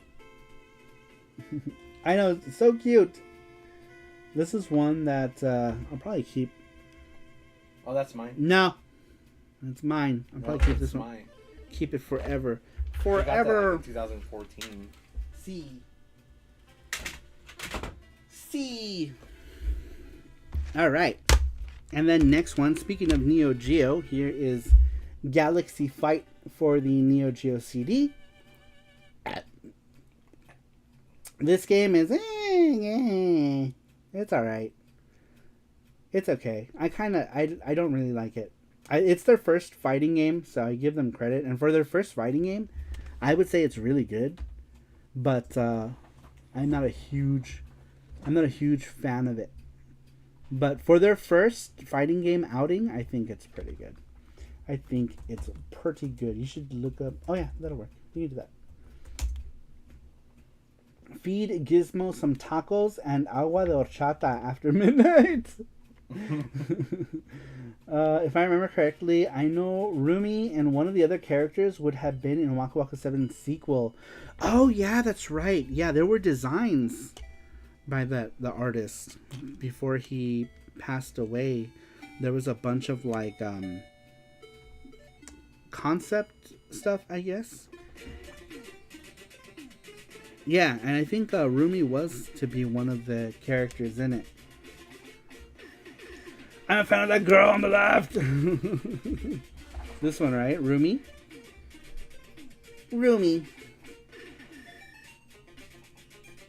She tickles that Kemono Mimi furry fancy.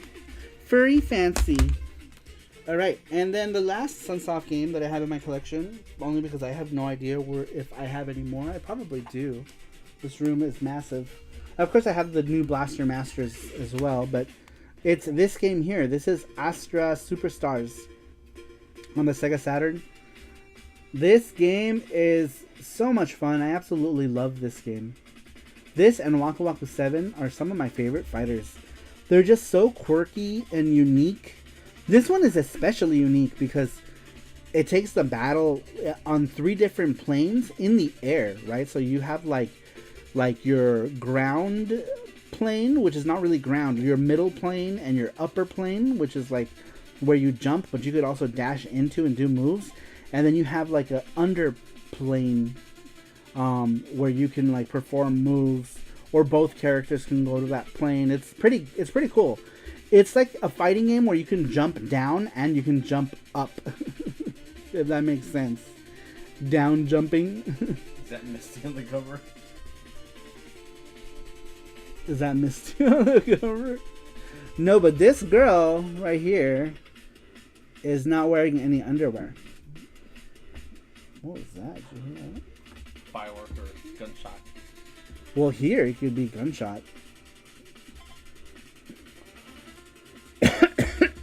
This guy's name is Foolie. Foolie is Coolie. But yeah, this game is amazing. Me and that girl have something in common. That you both don't wear underwears. This game was made by a company. The character design was made by a company called Santa Claus. Which is why there's a character that's like Santa Claus. That was the design artist. I guess their pen name is Santa Claus. But yeah. Santa Claus. And there's like this like Santa type character. Alright, let's do another giveaway. Those are all of my Sunsoft games. Let's give away the Charm giveaway. Charm giveaway, courtesy of Transfer247. Wakuwaku 7, I wish you were better. I wish you were better, but you're not. That was all. Wakuwaku 7 was also one of the first digital games that I bought on the Nintendo Switch, along with King of Fighters 94. It was Wakuwaku 7 and KOF 94 Arcade Archives. My first ones. That bald dude on the left reminds me of Power Stone. I'm trying to remember what character in Power Stone. I don't remember. I feel bad because I actually really like Power Stone. But I'm drawing a complete blank. I'm drawing a blank. My ass hurts. Let's do the next... My ass hurts. Let's do the next giveaway. I need better... I don't know. I keep buying like different chairs and different cushions and my ass still has a problem. I need something that hugs my ass better. Alright, the winner... What do you guys suggest I get to hug my ass? Alright, who's the winner? It's Cerulean. Cerulean, you are the winner of the charm giveaway. So make sure you go onto sarumaru.com. You can pick any charm you would like. Ask Jesse nicely. Oh, is that a Casimios? Welcome. So rigged. Congrats, Cerulean. Get a pink gamer girl chair. I should, right? I should get like one of those diva. And then just chairs. smack Yuki on it. Bam. Yep. I'm gonna get a pink gamer girl chair. That's what I'm doing. So rigged. That's what I'm doing. I'm getting a pink gamer girl chair. I should do what I win. I'm gonna do a charm pool, a fun pool for my pink gamer chair. And if I make it, I will buy it and I will use it. That would be hilarious, actually, as a joke thing. But I feel like you guys will make it happen, so maybe I shouldn't do that. No. Maybe I should not to do that, because I feel like if I do make something like that as a joke, you guys will actually buy it. And then I'll actually have to use it. Brandon Cruz says, "Get me, I'll hug your ass." Seriously though, I keep getting different chairs, and I'll sit in them in the store, and they feel good, and then they don't. I think I'm just too heavy, and so I bought one of these, which does kind of help. It's like a squishy mat. And it's very breathable. Just don't sit on the sloth. Oh, the sloth! I can cup his arms together and do it. Not Togepi. And then Togepi. Cerulean, you want a charm? Cerulean, you want a charm? Just message me on Discord. He's like, what I win? He's like, what? Sam and I just got done clapping them cheeks. We need to get Saru a new chair, a pink one.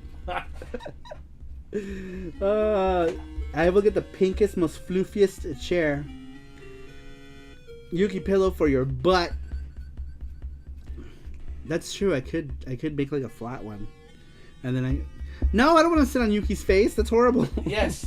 I just thought about that. I'm like, no, I don't want to do that. I'm not doing that. I'm not doing that. All right, and that's it. I think we have one more giveaway. 4 giveaways today. Thanks you guys for being here. For all the giveaways, Yuki body pillow.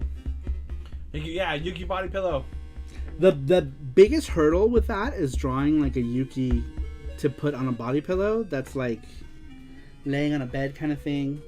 But I don't want to just do her where she's just like standing, right? Like it needs to be like she's sleeping or something.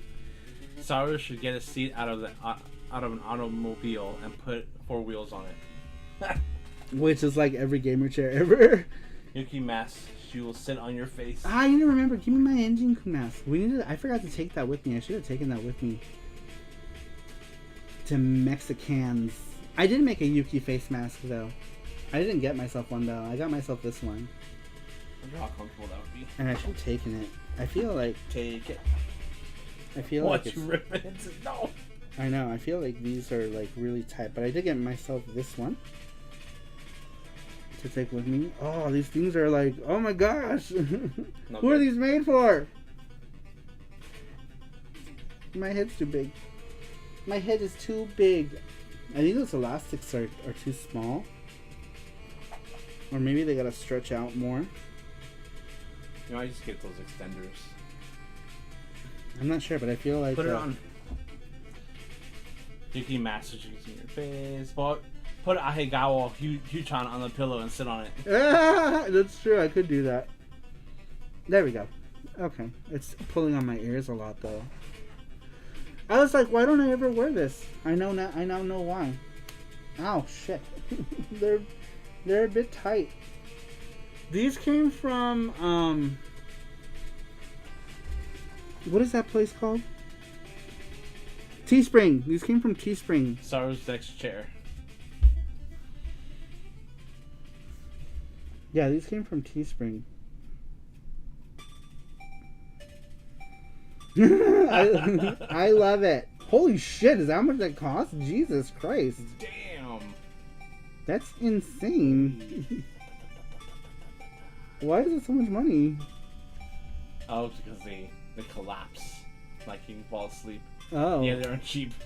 Jeez. That better give me happy ending too for that much money. Holy cow, that's a lot. That is a lot. That's so much. Just shave the beard off, this really sugar. No, never. That's horrible. Never shave the beard. It looks like a PC engine is talking. There you go.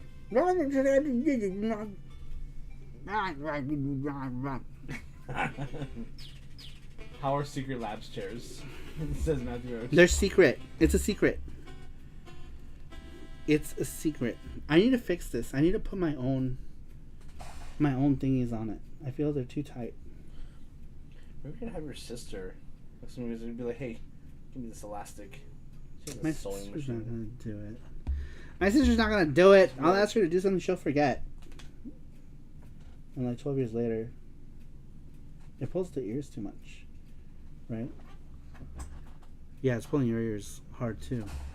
It's pulling them hard. But it feels damn, good, that was a super short soundtrack for that game. Super short. Do Astra. Astra Superstars. You put ass. Yeah. Ass. There it is, the first one. Ass. I love mine, and I actually got an insane deal on it because I told them I was strummer. What does that mean? They make XL chair too for us tall, thick boys. We've been trying to look for one. I can't find one. Yeah. I already bought too many chairs. I've spent too much money on chairs that I could have bought myself like the coolest, most bombest chair. Instead, I spent it on like chairs that I thought were good just by feeling them, and then later on I'm like, it's not as comfortable. So I don't know how else to test them other than like going to like a store and sitting down and testing them, right? And when I sat in this one, it felt good, and it still does, but once I start to hit like the 3-hour mark, my ass starts to hurt. My tailbone, my coccyx. My baho. My coccyx starts to hurt. But, yeah. Alright, the last winner. Alright, we're doing this is the winner for the game giveaway, right? The question? Yep. The winner for the game giveaway for answering this week's question, which you can also do for next week. Next week's question's already up there. So if there's anything that you were unhappy with in the selection for the Genesis 2 Mini, make sure that you guys answer. Lower it. Right there. Oh, it's just a loud soundtrack, huh? So if there's a game that you guys wish was on that Genesis Mini, let us know in the question above. Don't do it in the chat, but let us know in the question so that we can talk about it. Everyone's always like, oh, I did it, but I want to talk about it right now. That's what the weekly question is for. That's how we put this show together. See you, Corbin. Take it easy, Corbin. Thanks for stopping in. But yes, the weekly question is in your chat. Above somewhere. Make sure you click on it and answer it. We will read it next week. That'll be next week's question. Maybe I'll come up with some sort of Sega design charm. What sort of design did you guys want to see Sega related? This one was an easy one, right? Because everyone knows Blaster Master. And I went with like the original style. Because the new Blaster Master 1 is too complicated for me to draw. This was like the more easier choice I had, is making a cute, fat little Sophia 3. But, yeah. Some sort of Sega charm next week. You guys let me know what you guys might want to see. And I'll make it. Will be arrested. Is marked up. Arrested with love. Anyone answering in the chat will be arrested. What? Do we have a Genesis console-kun? We don't. I don't think we don't. We don't have any. Do we have a 32X? We have a Game Gear. I think the only reason why I've never done a Genesis is because it's not symmetrical. So it's like, I had that trouble when I did the TurboGrafx 16. I was like, how do I make this look good? And then in the end, he kind of looked okay, but I wasn't happy with it. I wasn't too happy with Turbo. That's what we called it. Turbo was like, yeah. It's honest, you have spent so many on chairs that you could have already purchased Charles Xavier's floating chair from the 90s. Pretty much, yeah, I could have. Stop fingering yourself for your 3. Long fisting it. Multi-mega charm. Model 2 charm, Kun? Yeah, Model 2. Oh, maybe. Yeah, maybe a Model 2, since the Model, that's what's being made, right? Is a Model 2. Yeah. Maybe we can. We haven't done one of those hardware friend charms in a long time. What do you guys think? Should we do a Model 2 Genesis, since we're talking about the Model 2 Mini? We're going to do a Model 2 hardware friend. We haven't done any hardware friends. These are the hardware friends. Just be friends. Just be friends. Still waiting for the Amiga hardware Son friend. of a bitch. Says Mark Dell. Amiga. Oh, fuck. Alright, there we go. So we had we did a Super Famicom one who's super cute. Super cute. We did Sega Saturn. He's got them mole sunglasses because he's cool like that. We got a Neo Geo.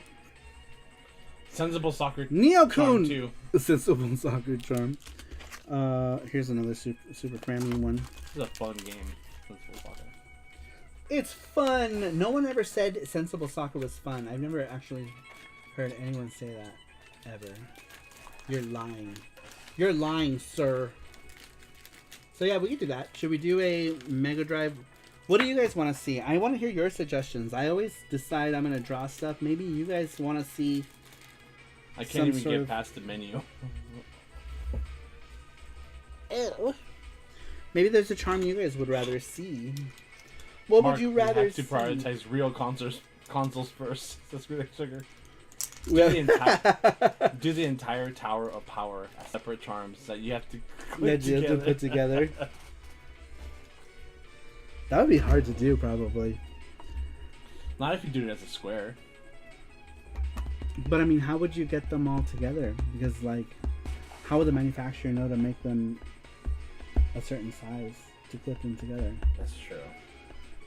Anyway, but yeah, that's funny. It's sensible, not fun, says Brandon Cruz. My answer would be all candy cabs. I know you're all head in, right, on the arcade life now. There's no turning back. Not a C64 hardware friend, Mark.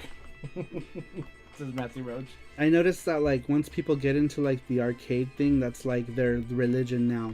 It's arcades. The Church of Arcade Machines. C64 would be awesome too. C64 might be cool because I feel like a lot of people know that, right? Mr. Charm. Here's your box. ZX81 Kun. Y'all crazy. Drawing those keys though. So many random things. I think if anything, if any weird consoles came about, it would probably have to be the X6800 or something like that, right? Something that a lot of people who are part of the retro game fandom would probably want. A C64 with a rainbow on it. Casio Loopy-chan. Yeah, that needs to be a thing. ZX81 Kun. Mr. Charm says Casio Loopy-chan. Or Swan-chan, the Wonder Swan. Swan-chan, we can do Swan-chan. That'd be cute. It's Swan-chan. That kind of goes well. A Swan-chan. Swan-chan. That would be super cute. We haven't done any we haven't done any of those, Swan. yeah. It'd be great for the next two. Like a Wonder Swan charm. Wonder Swan. Something not British. In other words, Saru, I think that's what you meant to say. I think what's the most popular British one? The Amiga or something? Maybe? Amiga? Amigo! I feel personally attacked, says Mark Dell. ZX Spectrum. Yeah, that's another one I feel a lot of people... Do you used to have your Casio Loopy, Saramar? I know someone was looking for one. No, I never had one. We were about to buy it. We were going to buy one, and then we never got it. But I never ended up getting one. How funny. Who's looking for a Loopy? I feel like when somebody talks about something, that's when people are looking for them. Because I know John Riggs talked about it or showed it off or something like that. And I guess people didn't know about the Loopy. Oh, you had the Pico. Yeah, the Pico's gone. We traded it in for store credit. We got $120 in store credit or $100. Was it $100? Actually, not even 100, because we traded a bunch of stuff in with the Loopy. So we traded like games in and the Loopy, not Loopy, the Pico. We traded in the Pico with a bunch of like other things, and we ended up getting like $100 for all of it. The only thing we kept that was the Pico was this Sonic Game World. Just because I feel like it's such a quirky, weird thing. And I believe you can put this in your Genesis too, right? I believe. I think you can put it in the Genesis, I want to say.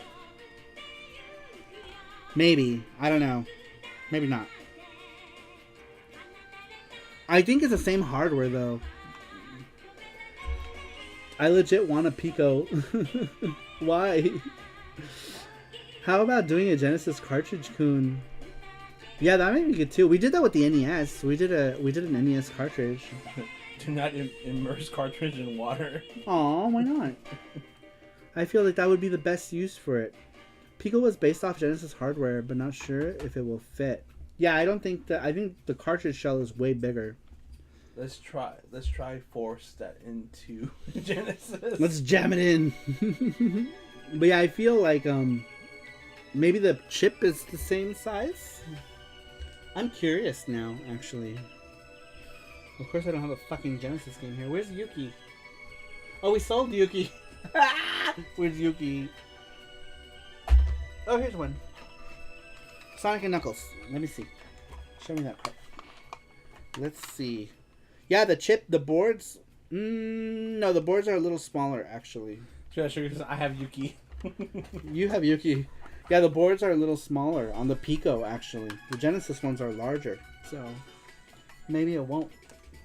Maybe it will not. So, yeah. Yeah. Yeah. They make an EverDrive adapter for the Pico, and you can load games off that. Wow, that's cool. And plug it into your Pico? Is that how it works? That's interesting.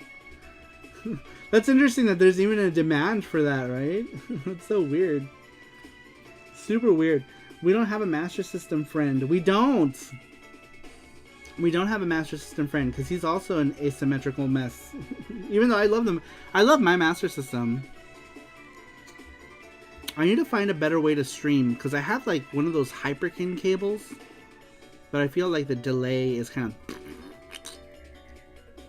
I guess I could always just do it on the Mister. I don't know why. Boku no... No! Boku no Sega Pico. Who made that joke also? Snarkmark also made that joke. Yeah. Boku no Sega Pico.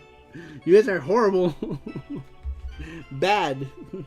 Bad. To your rooms. No dinner. I'm calling your parents and telling them about this. Boku no Sega Pico. Oh, you guys are horrible. Snarkmark made that joke on Twitch the other day. I posted a picture of the adapter in the Sega Gaga. Oh. Let me see. I'm interested. I am very curious. Let's go take a look at this Pico adapter. Oh my god. I am part of so many Discords. I posted a picture of an adapter on Sega. Sega. Oh, Jeff. Oh, I see. That's news to me. Wow, that is cool, though. Yeah, I guess you can. But then... Wait. How does that work, though? Because don't you still need the books? I don't understand. Because there's a book. I'm trying to understand how it works, because you still need the book, right? For it, I think. Yeah, I'm trying to... Because I think you still need the book to play the game. Huh. I wonder how that works. The first thing I did on the Sega Pico was draw a dong on it because I could. Interesting.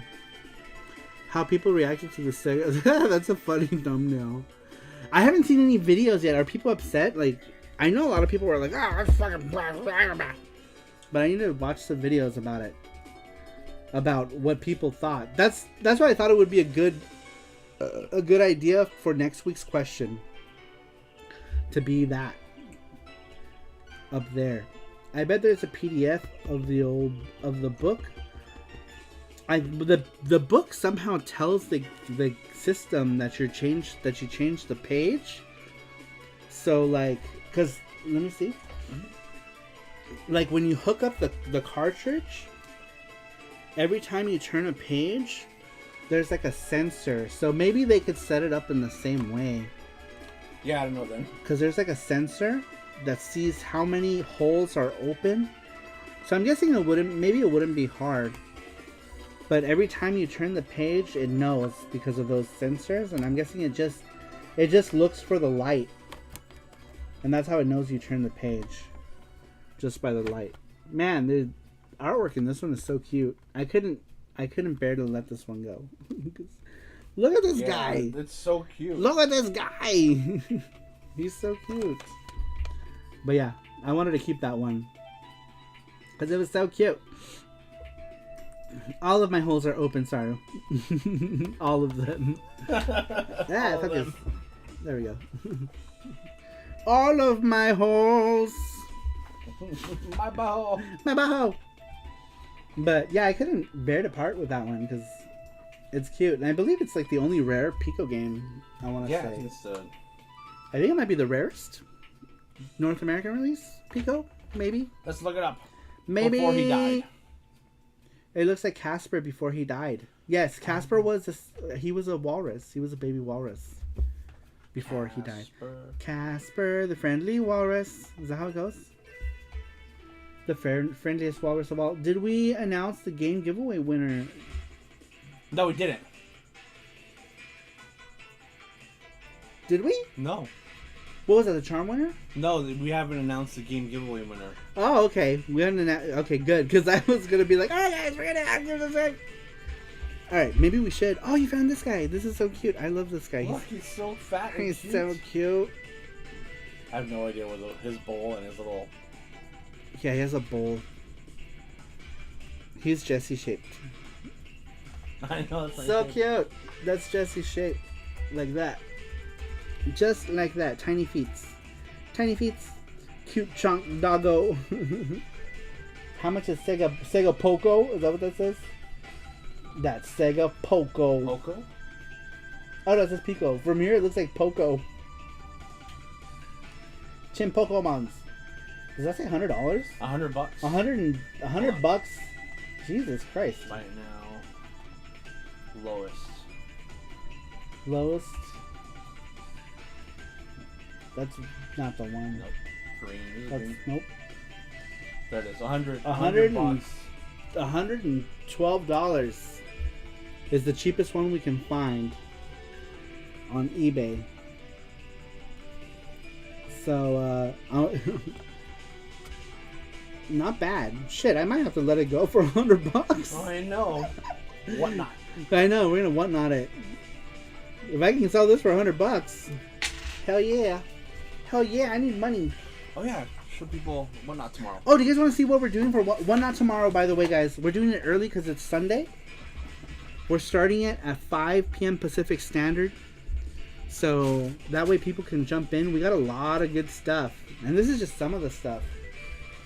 And let me show you guys what we have going for Whatnot tomorrow. And if anyone doesn't have Whatnot, let me know. I'll send you a coupon for it or a link to join. And you get a $10 coupon. But here's some of the stuff we got. And all of these come in these like protective like cases. And they're complete. Capcom Classics Mini Mix.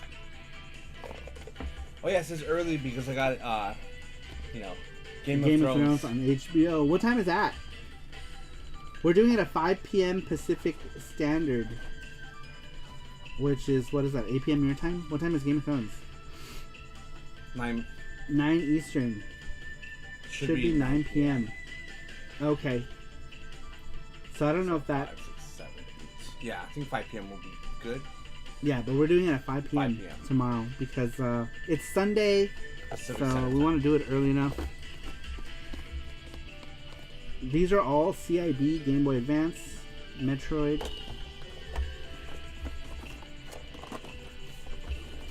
CIB Mario Bros. Donkey Kong. These are all in their protective cases, original boxes. Ice Climber. Pac-Man Collection. That one's not so great. This one, Donkey Kong Country 2. Yeah, they are. They're in really good shape. They're in good shape, and they're all in protective cases that come with them. So Donkey Kong Country. They're gonna both Donkey Kong countries. The countries. Of is Mark still here? He probably. Oh yeah, is Mark Delstra here? He collects portables, right? Excite the Bike. Ooh, Bomberman.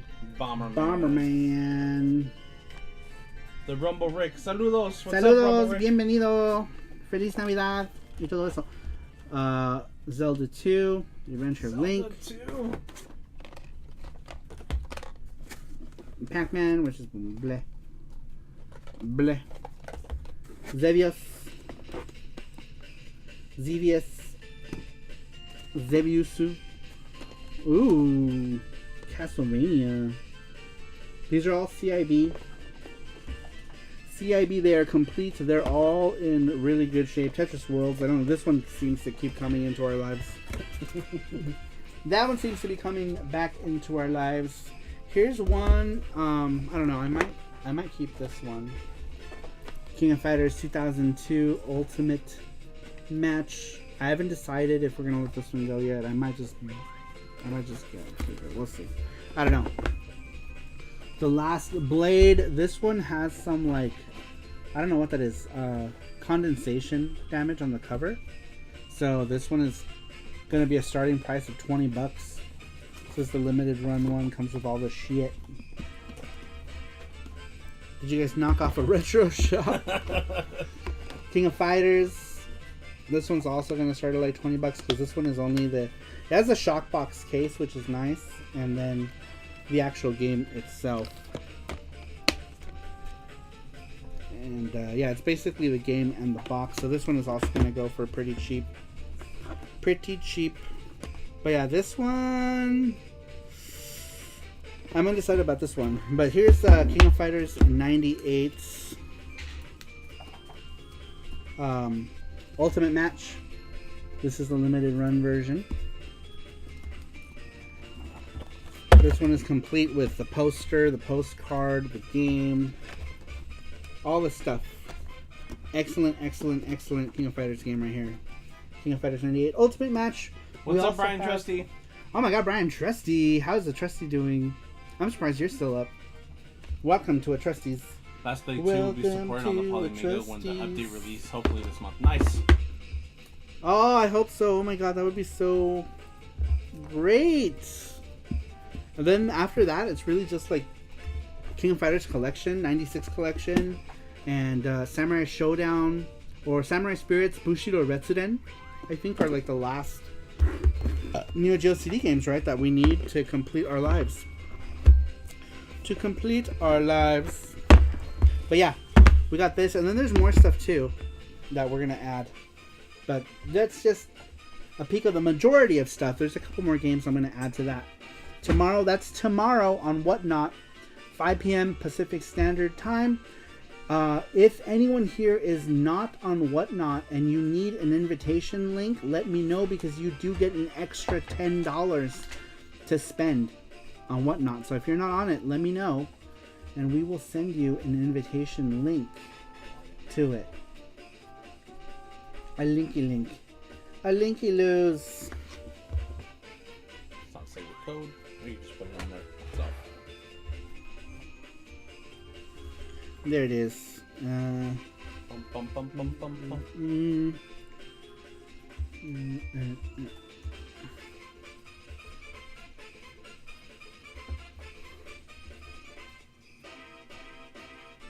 Oh, okay. Shit. Okay, gotta clear our password. Yeah, we don't do it now. Invite friends. There we go. Get $10. Copy link invite. There you go. Here's a link invite to Whatnot. If you guys are not a part of Whatnot and you want to buy some stuff from us tomorrow, every week we do one. We had it while we were in Mexico. Tomorrow will be our first one. We normally do it on Thursdays, but because we've been gone so long, we're going to do it tomorrow at 5 p.m. And then the next one we're going to do at Thursday, back to Thursday at 7 p.m. So it'll be Sunday, and then next week will be Thursday. So Sunday, and then a few days later we'll do one on Thursday. So make sure that you guys use that link for an extra $10. If you are not part of Whatnot, you can join it with that link for an extra $10.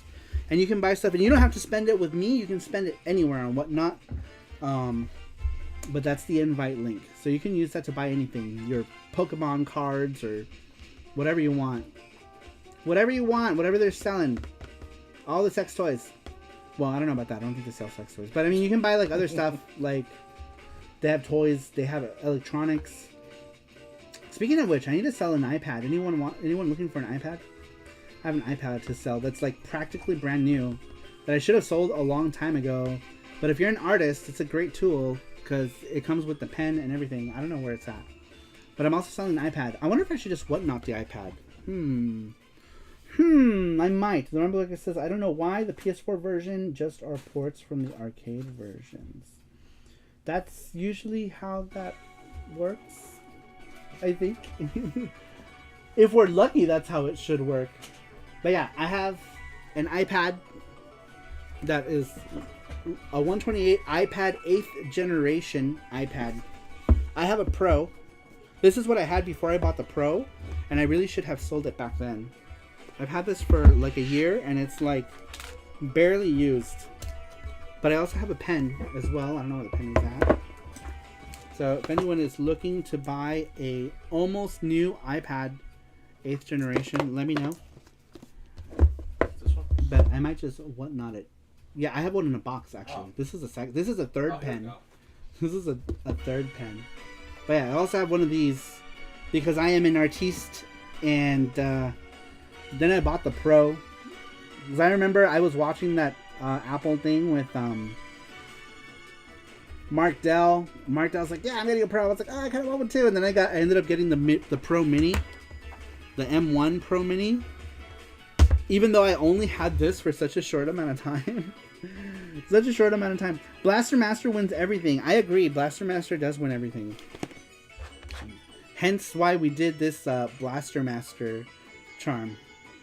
But yeah, I wonder how I would go about maybe Whatnotting it. I don't know what these go for. That's the thing. What is a 128 gigabyte iPad 8th generation? Just post it on Discord first. You can get 11% more with or without Whatnot. I agree. That's really like sugar. I don't know what this goes for. That's the problem. I need to look it up. Because I couldn't find... On Amazon, they only have 64 gigabyte ones. I couldn't find what a 128 gigabyte 8th generation iPad... Let's ask Mark Dell. Mark Dell, do you know? Mark Dell might know. And the pen. What do these go for? At the time, this was like $100.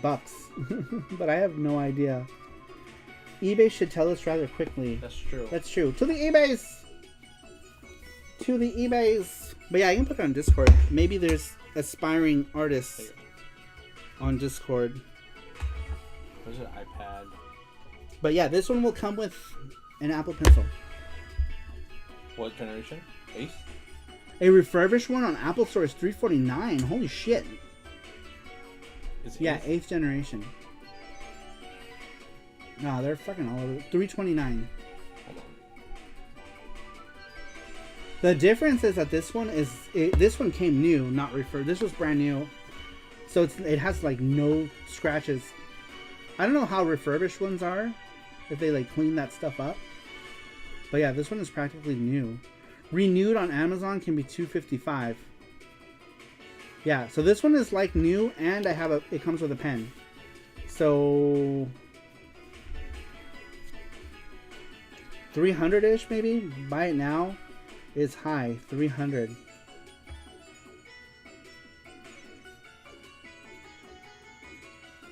Maybe I could sell the pen separately and just sell the iPad for $250 maybe.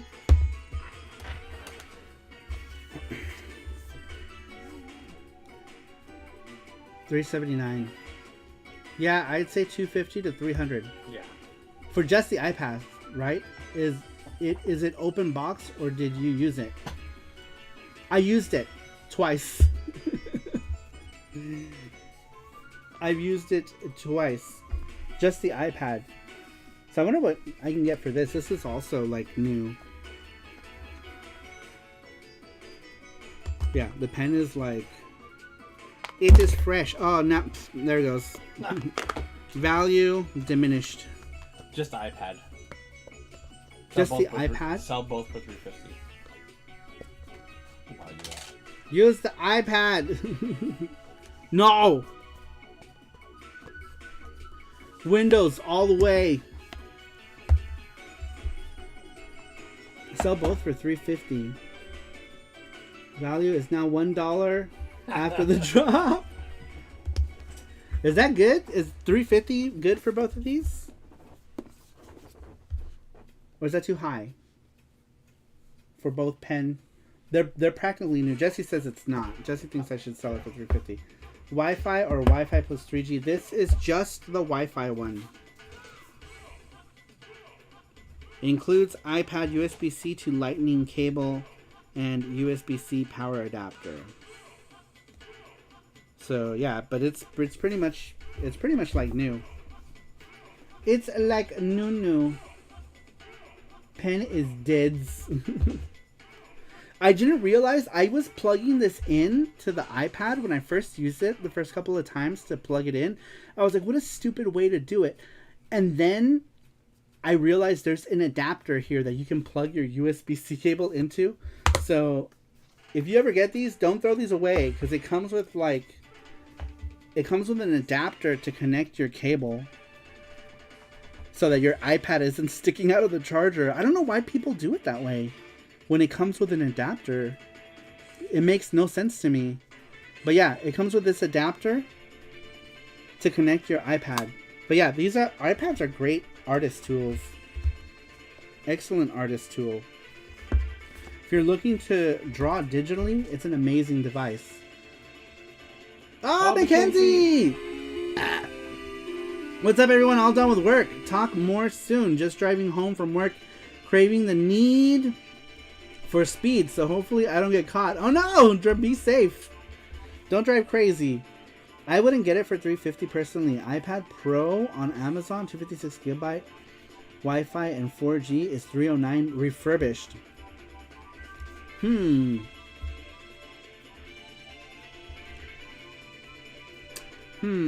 I don't know.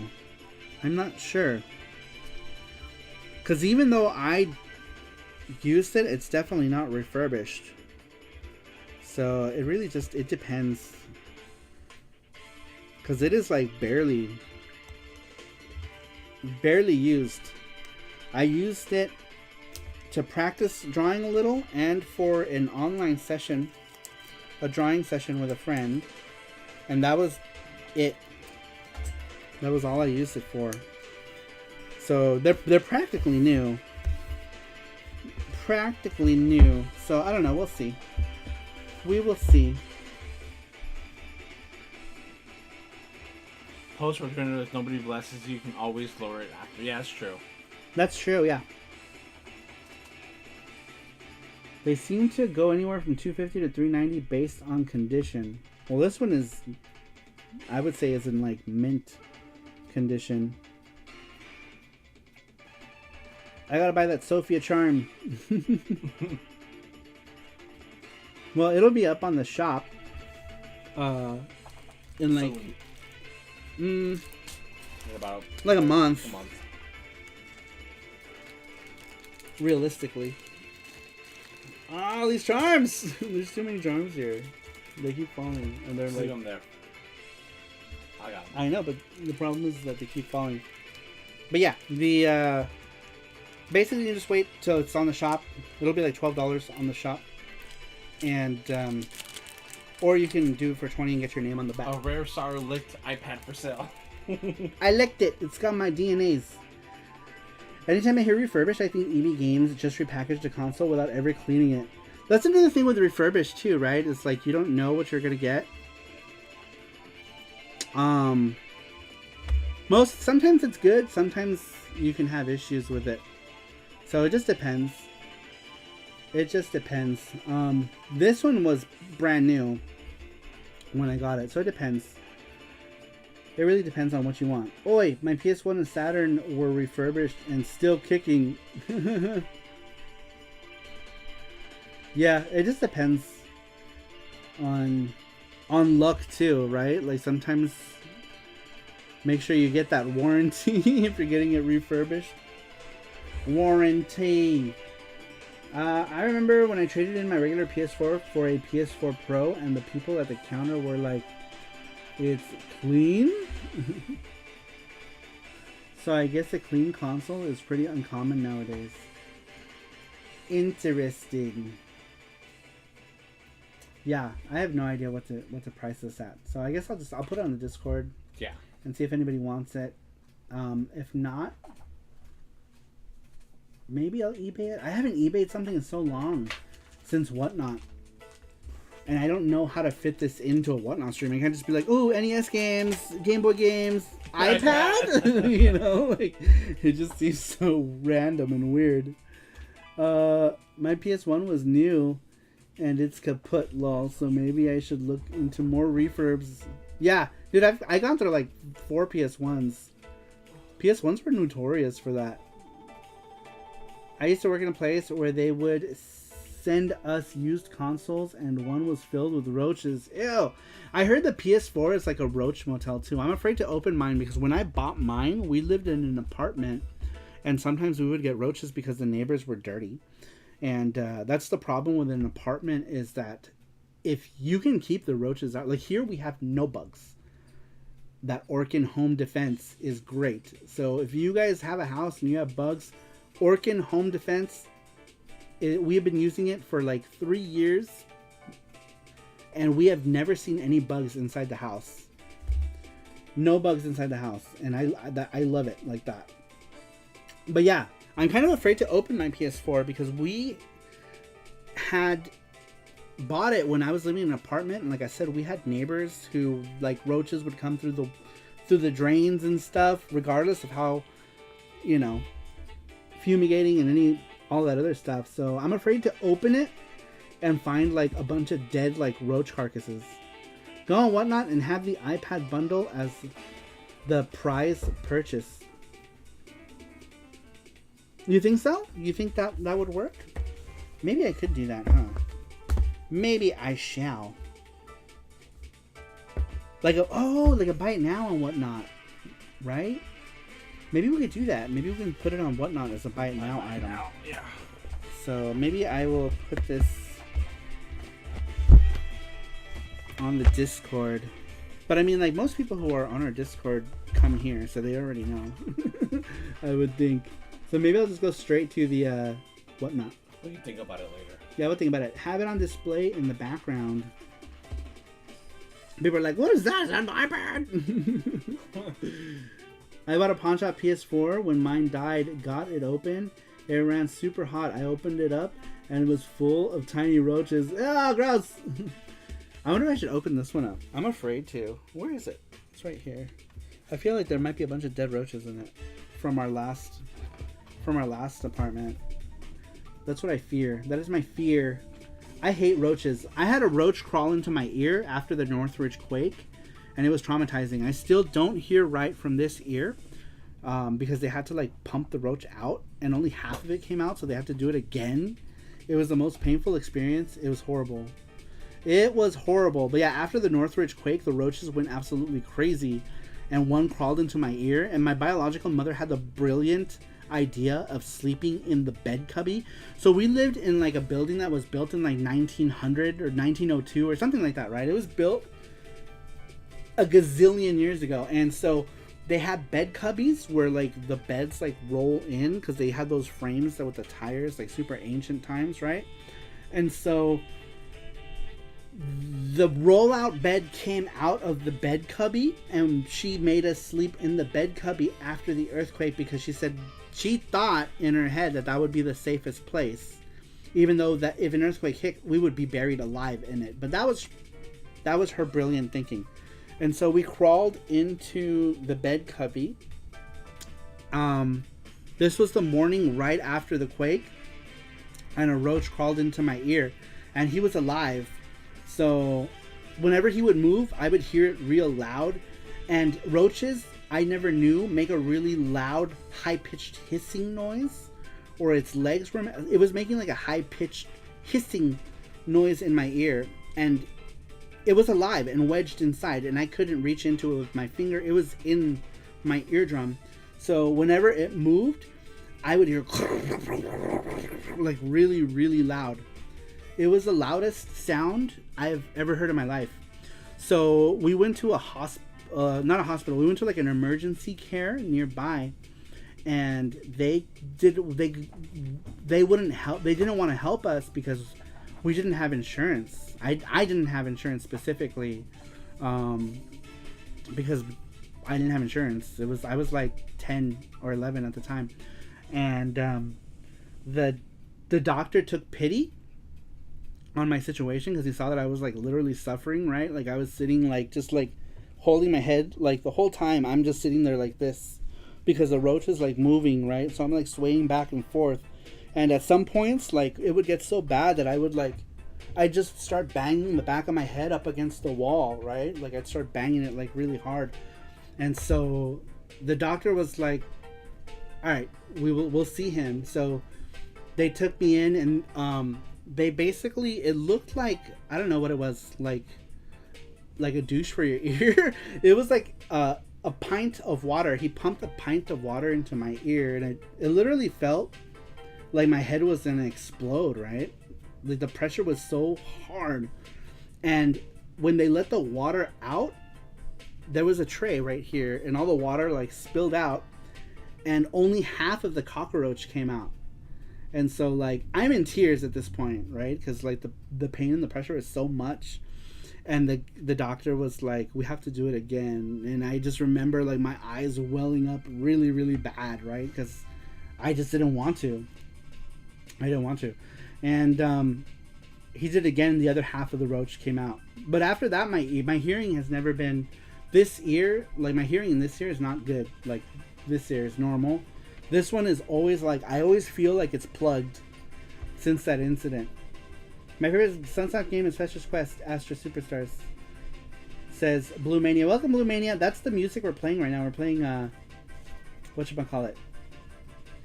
Yep, sleep with Shinji with your Walkman. Dude, that's so freaking horrible. Worm ear. That sounds like claustrophobic worst nightmare. Yeah, it was... My biological mom was dumb, though. She's not a smart woman. I remember once I heard something fluttering in my room, turned the lights on and found nothing. Hours later, I wake up and a giant moth was on my chest the size of my fist. Holy crap, that freaked me out. Shit. Man, it sounds like Mexico. Mexico had some huge fucking moths. We saw a moth, right? We thought it was a dead bird. And it was then, like the size of like... it was like the size of a cartridge. And we were like, oh no, it's a dead bird. And we walk up closer and it's a moth. I was like, ew. It was a dead moth. Just huge. I'd never seen one that big before. Sweat Sugar says, and I thought Splinter in the eye was traumatic. Oh man. Oh man, it was horrible.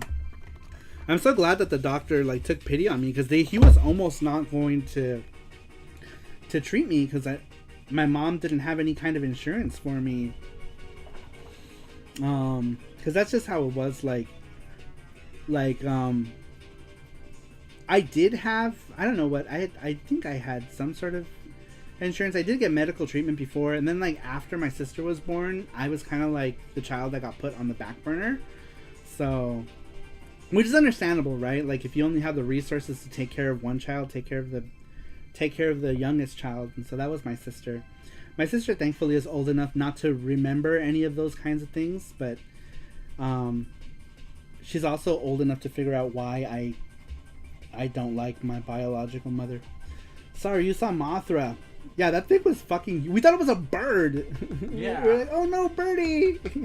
Oh, birdie, it's a moth. It's a moth. It was huge. It was a gigantic moth. By the way, anyone who's just coming in, the next week's question is already up. So you can go ahead and click on that link and answer it for your chance to win a bunch of stuff. We do prizes every Saturday. If you're just hopping in, the weekly question is at the top of your chat. So make sure you click on it. Join us next Saturday, and we will read them together. Gizmo said. Gizmo said, lol, last winter there was a giant potato bug in my room, and it was making the weirdest sounds. And when I found it, I jumped back. What is a potato bug? To the eBays, to the Googles.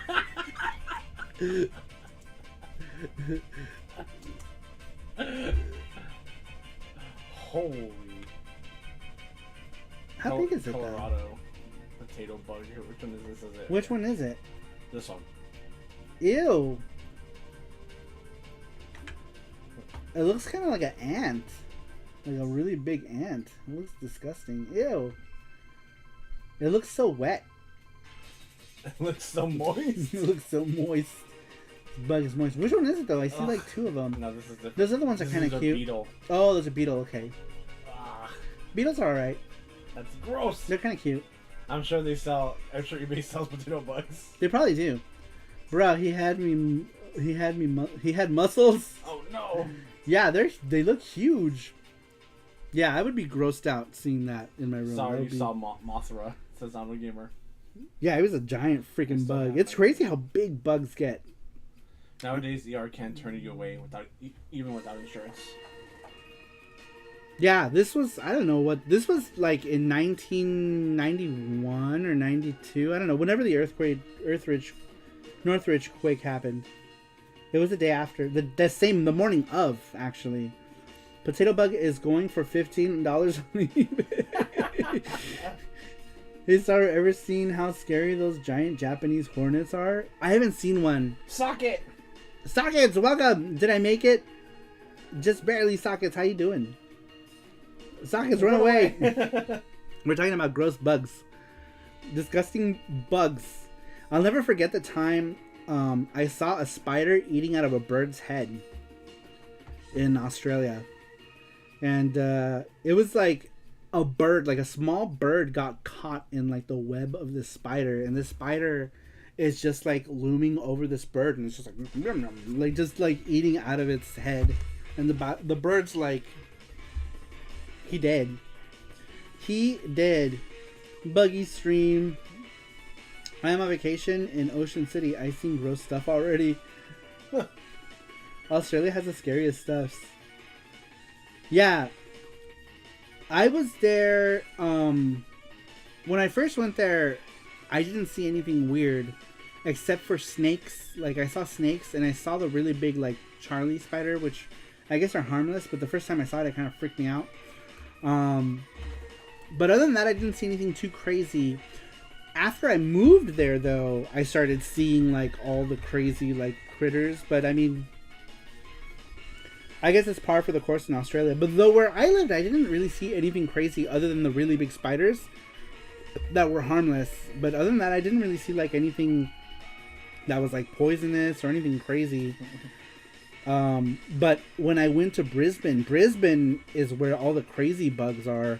And that's where I saw the spider eating the bird's head, or out of the bird's head. And it was in someone's house. It was like we were walking in a neighborhood. We weren't anywhere wild. We were just walking down the street. And there's like an old ass house. It was in Brisbane. Everything was like, where we were at, everything was really old and dilapidated, right? Like these houses were like I don't know what the term is for it. Dilapidated is a good way to describe these houses, and people live in them. Like this, it's normal to just like live in these dilapidated houses. But there was like a lot of vegetation in this one house, and then I remember seeing like the sheen of like the spider web, right? And I look up, and I'm like looking, and I see the spider, and I'm like, what is it doing? And then we walk closer, and I'm like, that spider is eating a fucking bird. And the people I was with are like, yeah, that's whatever, like normal, right? And I just can't get over it. I can't get over it. And they're like, stupid Americans, you know, like I can't get over it. Good night, sweet life sugar. Good night, sweets. Thanks for stopping in. I'm going to bed trying not to think of creepy crawlies. I know, we're talking about spiders eating out of birds' heads. But yeah, it was, and this is like in someone's front yard, like right in the front of their house. So crazy. I don't know. I wouldn't do it. And I was like, all right, never live in this part of Brisbane. it wasn't even that far from the city too. Like the city was like really close too, and it was just scary. It was scary. That had to be a heck of a dinner for the spider. Yeah, I bet he ate forever off of that. He probably had food for the season with that bird. But yeah, pretty gross stuff. All right, well, I think we might have reached the end of this stream since we're talking about spiders and bugs crawling into people's ears and potato bugs. Tasty. Am I the only one scared of the giant spiders in some Zelda games like Ocarina of Time? Yeah, giveaway winner. Oh my god, thank you, Matthew. Alright, who's our video game giveaway winner? The giveaway winner is GT Bickerman. GT Bickerman! He's not here, he's probably asleep. But GT Bickerman is the winner. We will let him know that he has won a thing that he can pick. Or he might be here, maybe. No, he wasn't here, right? Earlier? He was here earlier, yeah. Like way early on. Yep. Okay. Well, we'll let him know. We'll let him know that GT Bickerman has won. My missions. Saga monsters. Condon ramen donuts. I don't know why that word was like, I want donuts. Well, who I want to hack Mackinsey's account. It's not how it works. It's not how it works, little one. I hate spiders. Yuck, yuck, yuck. Spiders. I'm okay with some spiders. Like, if I know that they're not harmful, I'm okay with them, right? Like, when I first saw one of those, like, Charlie spiders, I was terrified, right? Because it was a big spider. It was crawling on the car that I was about to get into. And people are like, just get out of here. And then just, like, shoo them away like nothing. And I was like, oh, my God. But then once, I found one in the house and I was, like, poking at it. I think I have a video on YouTube from, like, 2009 where I'm, like, playing with the spider, right? I'm like, hey, spider. And it's just walking around inside the house.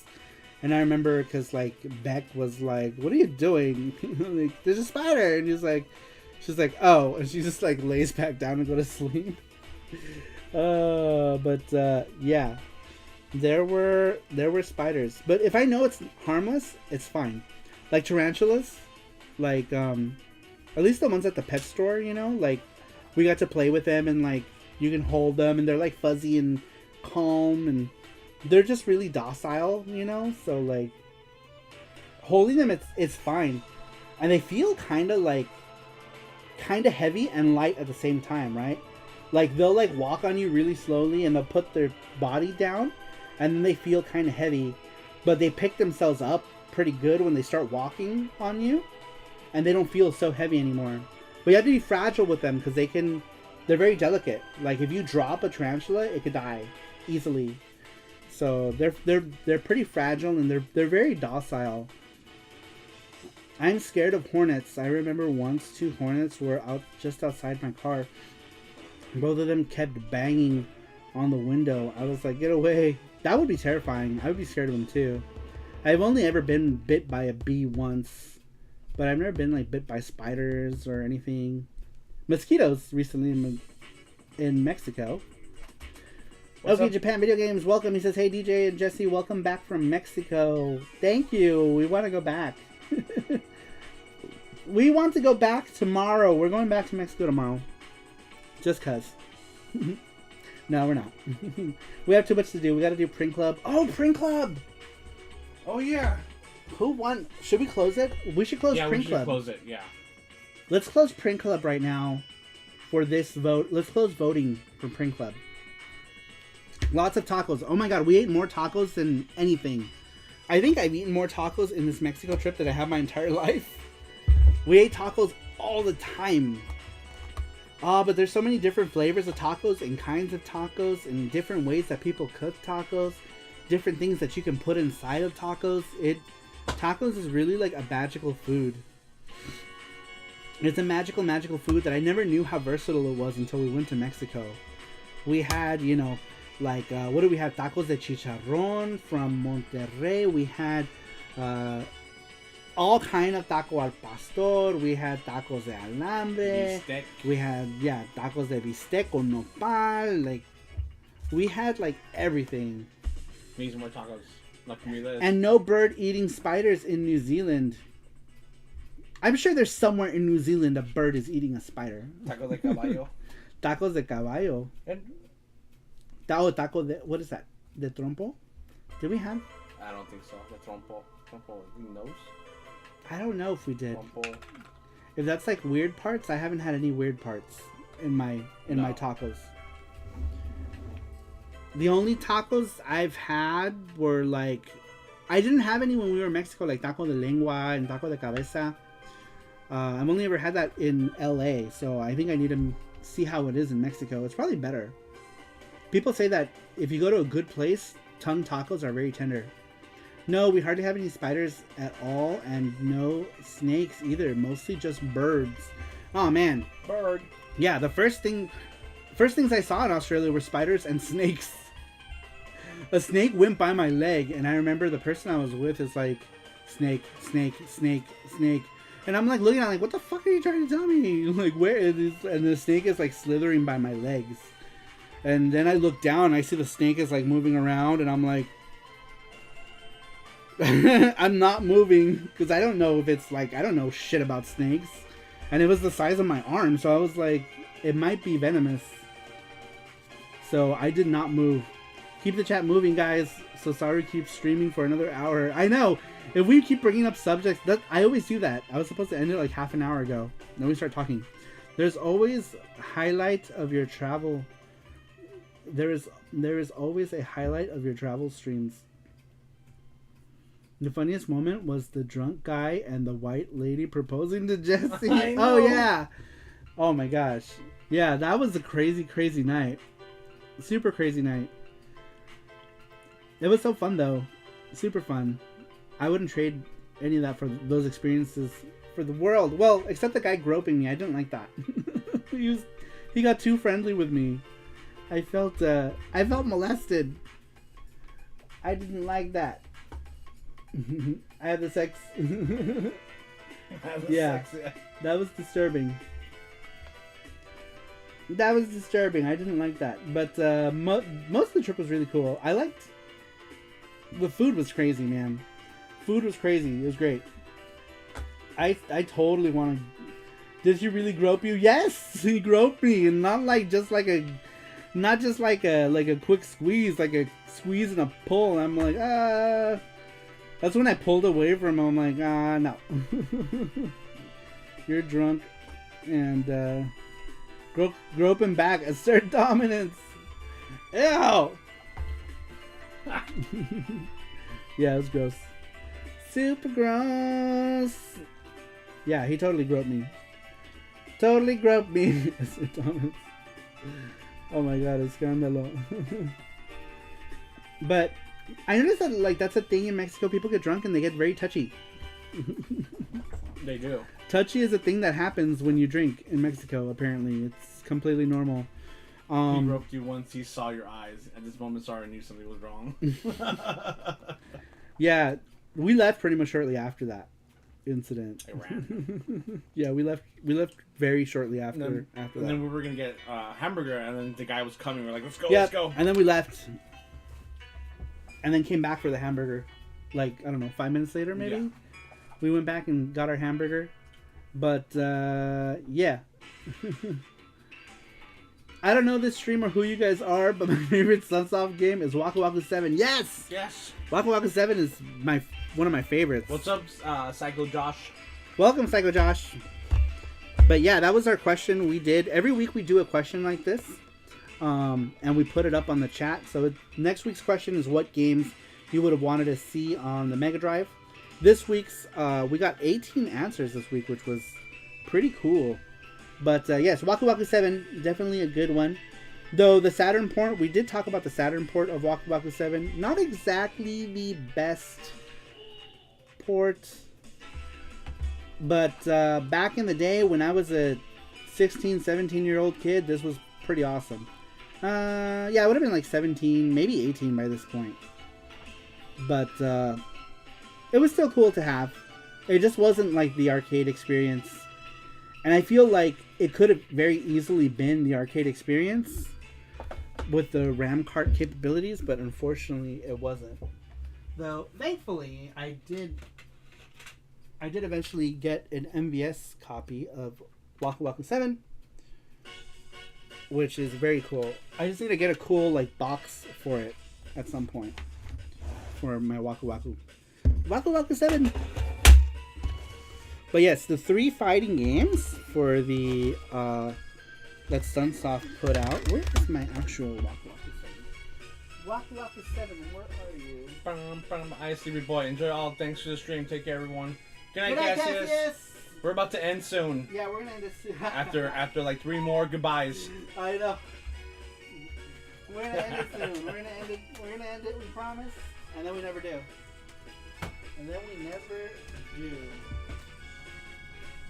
You definitely get along in Mexico because in Mexico they're saying, okay, goodbye. Wait, there's something else.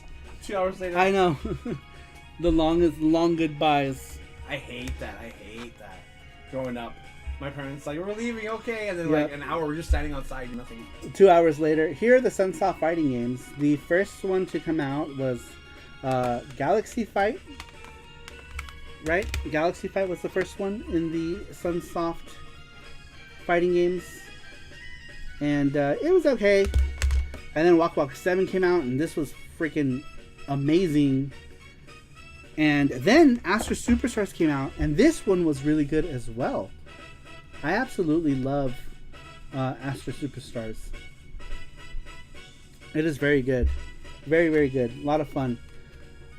I would say, I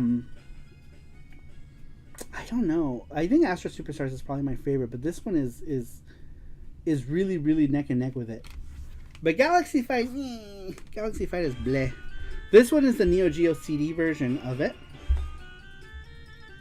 And the Neo Geo Cd version is exactly the same. Plays exactly the same. I really wished that Wakuwaku 7 could have made it onto the Neo Geo Cd. I don't know why Sunsoft never put it on the Neo Geo Cd, but they really should have. SaruPro, does FX Unit Yuki Switch have a release date? I'm hoping that it's soon, because it is like, we just sent the ROM. There was some things that were weird with it. So right now, the Switch version of FX Unit Yuki, the attack button. Let me grab my Switch here so I can show you really quick. So right now on FX Unit Yuki, what the fuck? This is mouse. Where's my Switch? Yours is over there. Oh, okay. So normally you would want attack to be the Y button, right? Y button and B for jump. Right now the programmer has it to where A button is the attack button and B button is the jump button. And to me that feels very unnatural. And the person who's bug testing it, who I won't name because I don't know if he wants me to or not, but the person bug testing the Switch version doesn't like that either. So they just yesterday fixed that with the ROM, for the Switch ROM. So now it's Y and B are attack. Or at least they should be. That's something Nintendo would do. So now it's this way, because I think it's dumb to have it this way. I'd be fine with either. I feel like it's so unnatural. If they did both buttons, that would be good too, because Yuki only has 2 buttons, right? Because the PC Engine version of FX Unit Yuki is a 2-button game. So they could have really just put assign both Y and A as the attack buttons. But other than that, I think it's going to come out digital first. I need to talk to him about it, to Josh Prod, because Josh Prod is putting it out also. They helped us put out the Dreamcast one and the Genesis one. So Josh Prod has a big part in the release of FX Unit Yuki. We are handling the Steam version. Me and Rover are putting out the Steam version, and Josh Prod is doing the Switch version. Steam version has a bunch of extras though. I don't know if we'll be able to put that on console. Yay, I think it will sell well. Hopefully it will sell well.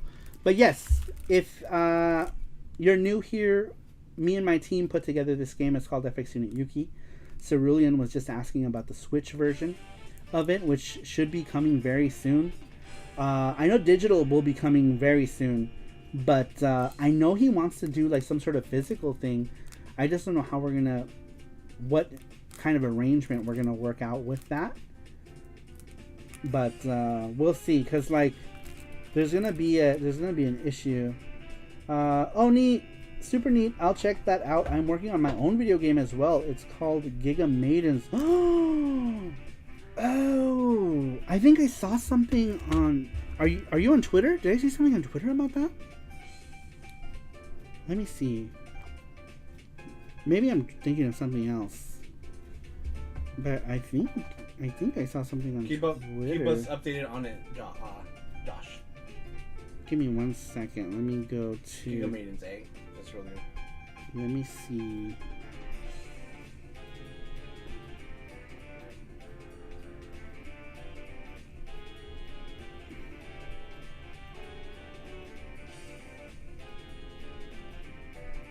Oh, I guess not. I thought so. I thought I saw something. I'm not on Twitter, but I think people have posted art about it. I actually have a web blog for it. Very cool. Where's this blog at? You might not be able to post it, but if you tell me what it is, I can post it so people can check it out. Very cool. But yeah, we made FX Unit Yuki back in 2018, and then we ported it to PC Engine, Sega Genesis, Sega Dreamcast, and now it's getting ported to Steam and Nintendo Switch, and that'll be the end of FX Unit Yuki for the first game, and then I'm hoping that we can jump to the next Yuki project. Sorry, if I'm allowed to plug it. Yeah, you can. Or you can just, how would I find it? Not .com, it's .moy. Did I miss where you posted it? Sorry. You might have to do spaces because it's not a. What is it? What is it? Just like Giga Maidens? Let's look for it. Let me look for it.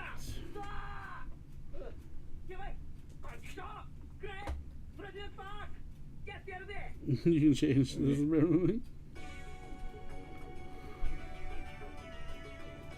Is the Switch version the PC Engine version, or will it be enhanced?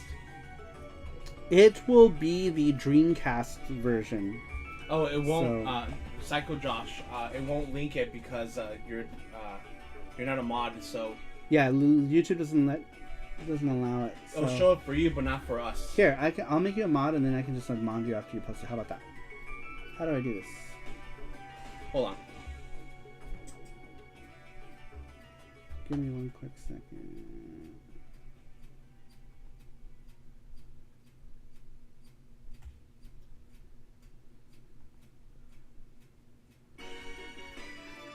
GT Beakerman! Oh, GT Beakerman! You did win, GT Beakerman. You won the video game of the week. Wrong person. You won the... Oh, is it? Yep. Here, you do it. I can't line them up because I'm not...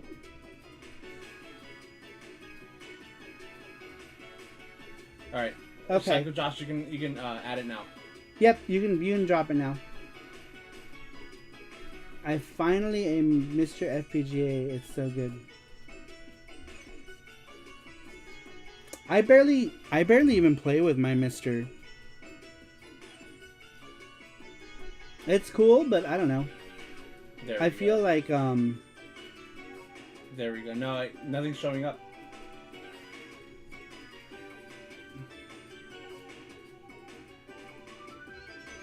Try it again.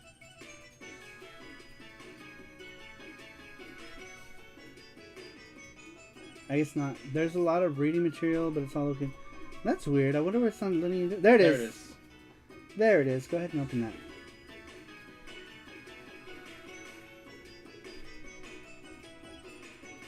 Thank you. There it is. All right.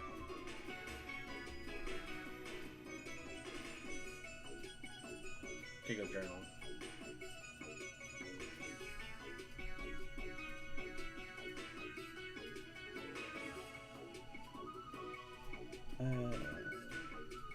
Are there any game screens? Or is this just like an idea that you're currently working on?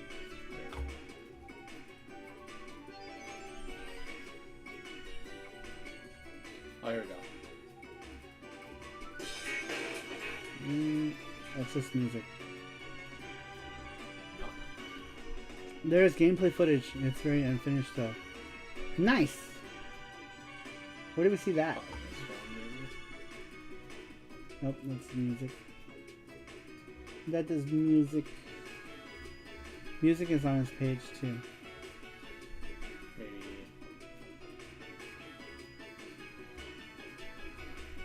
Maybe.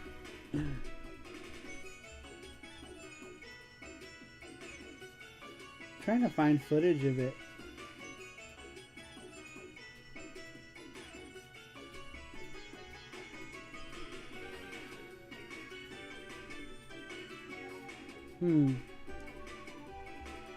I would suggest maybe adding like a media page, or media tab, so that whenever you tell people, "Hey, I'm making a game," titled Sega Saga of Giga Maidens. People can just go straight to the footage. There it is. Oh, it's like a 3D thing, huh?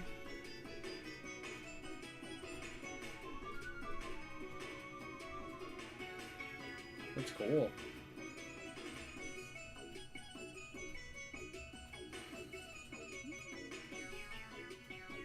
That does look cool. The movement of this character reminds me of like Nightmare and like Soul Calibur kind of feel. Very cool. Well, good luck with that.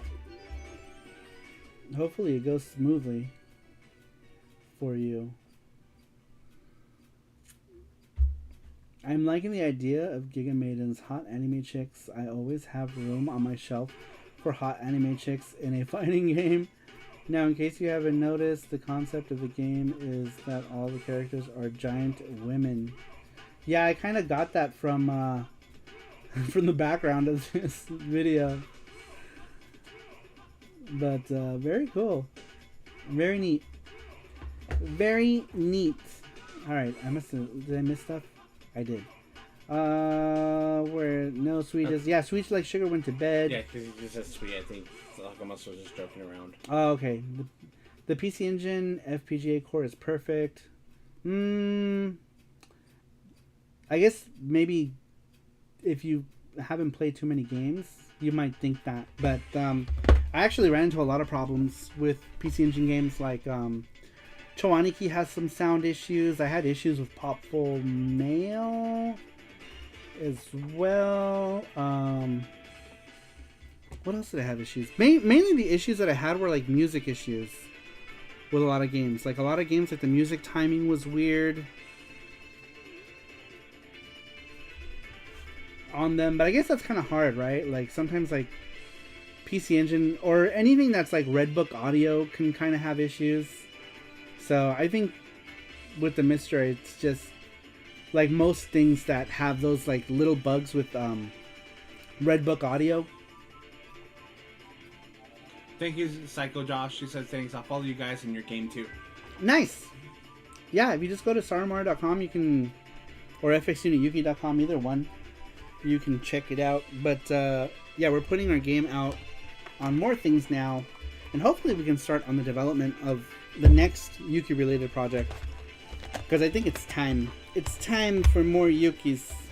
I think I'm gonna put all my other projects on the back burner and work on Yuki related stuff. Yeah, it's not 100% perfect, but it sounds to me much better than software emulation. I guess it depends, because like the Polymega software emulation is, and there are some games that have issues with it as well. I think Popful Mail is one that has like an issue on almost everything. But I guess it just depends. It depends on the game. But my Mister pretty much just sits there. I still I still almost exclusively use the Polymega just for the sake of convenience. Everything you can do, Rise of the Gamecast. But, yeah, I still very much use my Polymega. But I'm also lazy, so, and I feel that the Polymega is like a perfect device if you don't want to switch between cores or anything like that. You just want to play stuff. It's perfect. Join the Saru crew, Psycho Josh. Join the dark side. We have cookies and games. We do. We have cookies and games. And also other stuff. And things. They just released a Saturn core on the Mr. A beta. It's okay, but it does work somewhat at this stage. Yeah, that's one thing that works amazingly on the Polymega is the Sega Saturn. I haven't run into any Sega Saturn issues with it. PS1 works pretty good too. I'm trying to think if I ran into any issues with PS1. The ones that I ran into issues, I think, are the ones that I would notice, like, that I play a lot. Because I'm a big PC Engine guy, so I notice, like, the PC Engine games that have issues. Like, Star Parodier has an issue at the ending of the game, where it's just like, eh. Some games that had issues, like, loading, like B-Ball on HuCard. Maybe it's my HuCard, but it wouldn't load. Powerful Mail has an issue on the Polymega. I'm trying to think. There's still a number of games that have their issues, but like Saturn, I couldn't find anything on the Saturn that didn't work. Everything I threw at it worked for Saturn. PlayStation, everything I threw at it worked. All the cart-based stuff, like Super Nintendo Genesis, it all worked. Brendan says you should play with your Mr. more. He loves you. He thinks you're sexy. I know. I don't, man. Like, I might just sell the Mister. I don't know. I don't really play it. Someone says, "Oh, that dude who groped him was called Mister." He was a Mister. But yeah, I have brought up the Powerful Mail PCE issue with Eric. Oh, did you? I wonder if they're gonna fix it. And they update the Mr. Lol. It needs updating. Yeah, we did maybe like a month before we left. We updated it when we did some stream on it. I don't remember, but we did update it fairly recently. But there's probably another update. But I don't know. I don't know. I'm just kind of like, meh. Good night, Gordostein. Good night, Gordos. Thanks for stopping in. He says thanks for the laughs. Good night, everyone. Insert cockroach repelling earplugs. I know. So scary and gross. We're about to head out soon, too. Yeah. We said that an hour ago. I know. We're about to head out. We're about to head out again. But, yeah. Insert cockroach in here. The Saga monsters. But yeah, I need to give the Mister some more love. I think maybe I'll just keep it around for stuff that like I can't play on the Polymega, like maybe like arcade cores or X6800. But as like a regular retro thing for my regular games, I think I would rather play the Polymega. Ew. Enjoy the video on Discord, everyone. Oh no, what did you post? I'm afraid to go look. Gordostein, right? Yeah. Yeah, I What did you post? No. Did you post something gross with roaches? I'm afraid to look. But curiosity also is getting the best of me. Where did you post this at? What is this? Oh, okay. Sarah's cockroach story captured on the big screen. Oh no. I am afraid.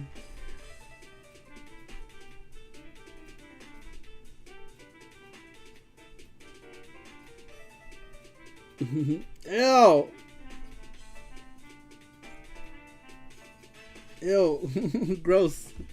I'm grossed out by that now. Want to give a little love to the Jaguar, Saru. Don't worry, the Jaguar doesn't bite. Is there a Jaguar core for the Mister? Because if there is, I'll play some Jaguar on stream on the Mister. But yeah, maybe I'll load like X6800 and stuff on the Mister. But for like just like the regular like video game stuff, I'd rather play on the Polymega. Want to give a little love to the Jaguar. Yeah, if they do like a Jaguar core. Is there a Jaguar thing for it? Emphasis on the Jaguar, doesn't bite much. I'd play it. I'll try it. I'll play some Jaguar on the Mister if that's a thing. I'll totally do it. I'll totally do it. I'll do it. I will do it. Alright, you guys. We've reached the 3-hour mark, so I think we are officially going to call it a night. It's midnight here in good old Vegas. It's like 3 a.m. elsewhere or later or earlier, depending on where you're from, but it is midnight here. So we're gonna go ahead and grab a little something to eat. Maybe I'm a bit hungry. I want something sugary. I want sugar. I want a treat. Unfortunately, no, Jaguar emulation is not that great. It gets a back burner because of its reputation. Bummer. I would totally try it. Man, you know what they need to do with the Polymega is 3DO support. I feel like they could do it easily. Well, I don't know. I don't know what goes into that. I say that. I mean, the hardware could probably do it easily. I'm sure in terms of engineering, that's probably a whole complicated slew of things. But as far as the physicality of it, there is a disk drive and it could play other stuff, so I'm sure it's more than capable of doing so. But midnight is early. I know it's early for us. We're not going to bed for another 4 or 5 hours. Yeah, I would think so too. I hope that that's something that happens. I do have a shelf of 3DO games. This shelf right here. Where is it? Oh no. Where's my 3DO games? Over there. That shelf over there has my 3DO games under the Dreamcast. So I do have a bunch of 3DO games. It would be cool. Oh, you're in Vegas? I'm in Calgary, Canada. Way north of you guys. Only an hour ahead of you. It's 1 a.m. here. We have so many people in the SaruPro who are from Canada. Tons. We have... Who do we have? We have Randrick. We have McKinsey. We've got Objection. Who am I missing? Oh no! I only remember the ones whose faces I see like often, but we have other people who are from the SaruPro who are from Canada. I just don't remember. Maybe the SaruPro can tell me. I was saying about earlier. Now it's time for 3DO chat, I guess. That's right. I know. I know. Oh no! I'm knocking stuff over with my head. With my bulbous head. This is mine. Why is my head so bulbous? Your bulbous head. Fuck, now I dropped all of them. Oh no. Look what you did. I keep dropping them. Just put on the table. I don't know why there's so many. They've been there for months. Have they? Yeah, they have. But how come they're not staying? Because you're dropping them. I'm not trying to drop them. All the Ninja Turtles? Yeah, we can probably put all these guys away, right? Yeah, I'll put them all away. Put them on the table. Ninja Turtles. Ninja Turtles. They're so cute, though. Super cute. Look at these Ninja Turtles. Go buy them. Go buy them. If you don't have them, buy them now. We want to go places. Buy our merch. Buy all our merch. Oh, we have a Popful in here? Isn't she sold out? Or is she our last Popful? The last one. This was our first charm. That's yours. This one's mine. This Popful charm is our first one. Our first charm... Well, that isn't Yuki. Our first charm was a Yuki charm. Our very first charm. And we have none of them because I had kept one, but Rover broke his, so I sent him mine. So all of the Yuki chubbies are gone. All of the chubbies. Alright, now they won't fall because I jammed them in there. Hey Saru, is there no more Felicia charms on the Saru store? Just curious because I can't find her on the store. Uh-oh. Or are they all gone? Felicia charms? That's all gone. No, there's no Felicia charm yet. Did we not make it? We haven't made it yet. Oh no! We haven't made it. Wait, is that in this wave? That's this wave, yeah. Okay. So No. it's coming We just soon. haven't gotten them yet. All right. I thought maybe Now we we haven't didn't. made it. We haven't received them. We haven't received it yet. So yes, It's you can this get a wave, Felicia yeah. charm. It's this next wave, which is who is it? Felicia, Kirby, Kirby. Mai. No, Maya's next one. That's one. Maya's next one with this one when this one gets done. Felicia, Kirby, Kirby, and we gotta check the email. Who else are we getting? We're getting two more. Two more, yeah. There are 4 charms coming. I don't remember what the other 2 are. But yes, you'll be able to get a Felicia charm once we get them. Assuming Jesse puts them up in a timely manner. No worries. I was like, I miss Felicia charm, but I'm going to put her on my Switch. That's cute. Yeah, Felicia charm is coming. Cool. All right. Well, I think we're gonna go ahead and end it. Famous words, famous last words. All right, you guys, we're gonna go ahead and end it here. We will be back Tuesday on Twitch for our random retro stream. So make sure you are following us on Twitch. It's twitch.tv/SaruMaru PCE. So just look for SaruMaru PCE if you're new. And we will be streaming on Tuesday and Fridays. Those are our Twitch days. And then Saturday and sometimes Wednesdays, we do Pokemon streams here. This Wednesday will be Pokemon stream, yes? Pokemon stream this Wednesday on YouTube. So Tuesday Twitch, Wednesday YouTube, Friday Twitch, Saturday YouTube. You guys. Alright, well, thanks everyone for stopping in. I really appreciate it, and I will see you all next time. Bye-bye.